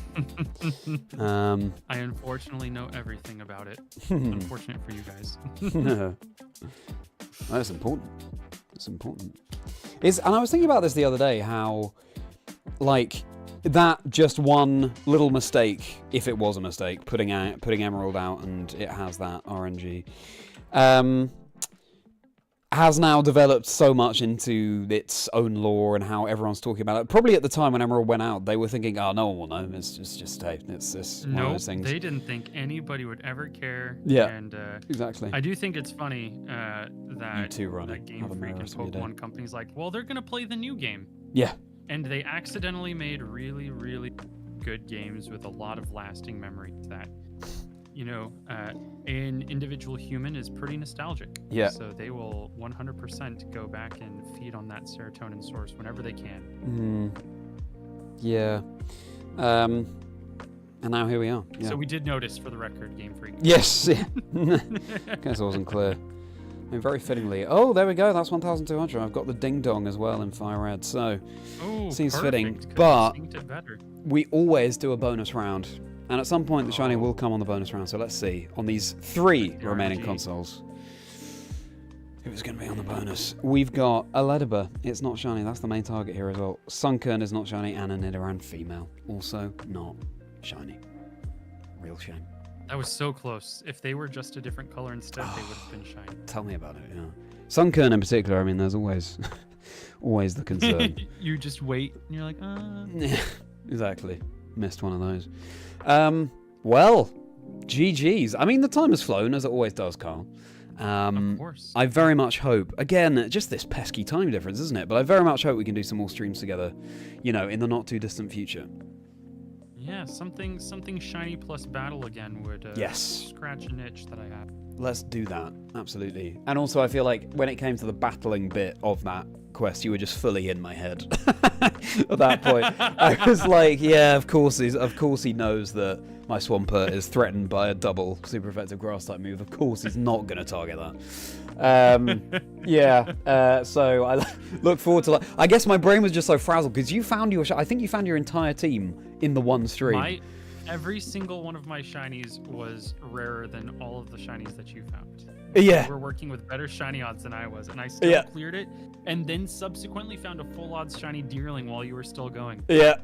Yeah, and I found two shiny Knackley, even that we had to break the dupe clause because, just going on so long. And so I think after that, I was just so exhausted, and then coming to the battle, and you absolutely sweat the floor. So yeah, I'm definitely up for round two. Round two, for sure. And on the Switch 2 as well. Oh, yes. So many more Pokemon on screen. Yeah, absolutely. We'll get the whole challenge done in like 20 minutes. Anyway, great. Well, always a pleasure, my friend. And I will, I'm sure it's only we'll speak to each other very shortly. And hey, we both found a shiny tonight. So that is a massive win in itself. We both found a shiny and we both got the full Safari experience. Yeah, exactly. Yeah. Also, I feel like, I don't know, it was fitting that finding an Apom that's eluded you so much coming up here, and then I fail it too. So we're kindred in that sense as well. And you found your target in the Fire Red Leaf Green Safari Zone, which is obviously my main area. So there we go. Comes around full circle. And Kyle's chat, thank you very much for accommodating me. I hope it's not too long before we interact again. You have a very merry rest of your day. And my chat, thank you so much for being here. Thank you so much, Riley. And thank you for all the congratulations on that Apom. Hope you enjoyed listening to me and Carl Witter, because we're good at that. We could do that a lot. And endlessly. Yeah, endless for sure. Likes and subscribes hugely appreciated. All the socials, all of the links below. Check out my Safari video from last year that I dropped yesterday if you haven't seen it already. Just for some extra lore to this. Yeah, I guess now Safari Week 2025 video is in the works, but EUIC video is my next main project. I'll see you all very shortly. Probably, see you all very soon. Probably Tuesday will be the next stream. Back to the Tuesday, Wednesday, Thursday normal schedule. And have a very merry rest of your day, everybody. And final thanks again, once more, go to you, Carl. Thanks so much for the fun time. Thanks for coming on, my friend. And best of luck on all your hunts, as we used to say back in 2012. The same to you. And maybe, who knows, you're continuing streaming, who knows, maybe there will be another shiny. There could be another one. Fingers crossed. Got my fingers crossed. And I'm going to say now, it's going to be, if there is, it's going to be an Apom, and you're going to catch it. Oh my gosh, that'd be beautiful. That would be poetic. That would be poetry. Good. All right then. Good night, everybody. And Mystic. Oh no! You've just caught the very end of the stream. But hey, thanks so much for being here, Mystic. And Carl, speak to you soon. Chat, speak to you soon. Enjoy the rest of the stream and take care. Have a merry one.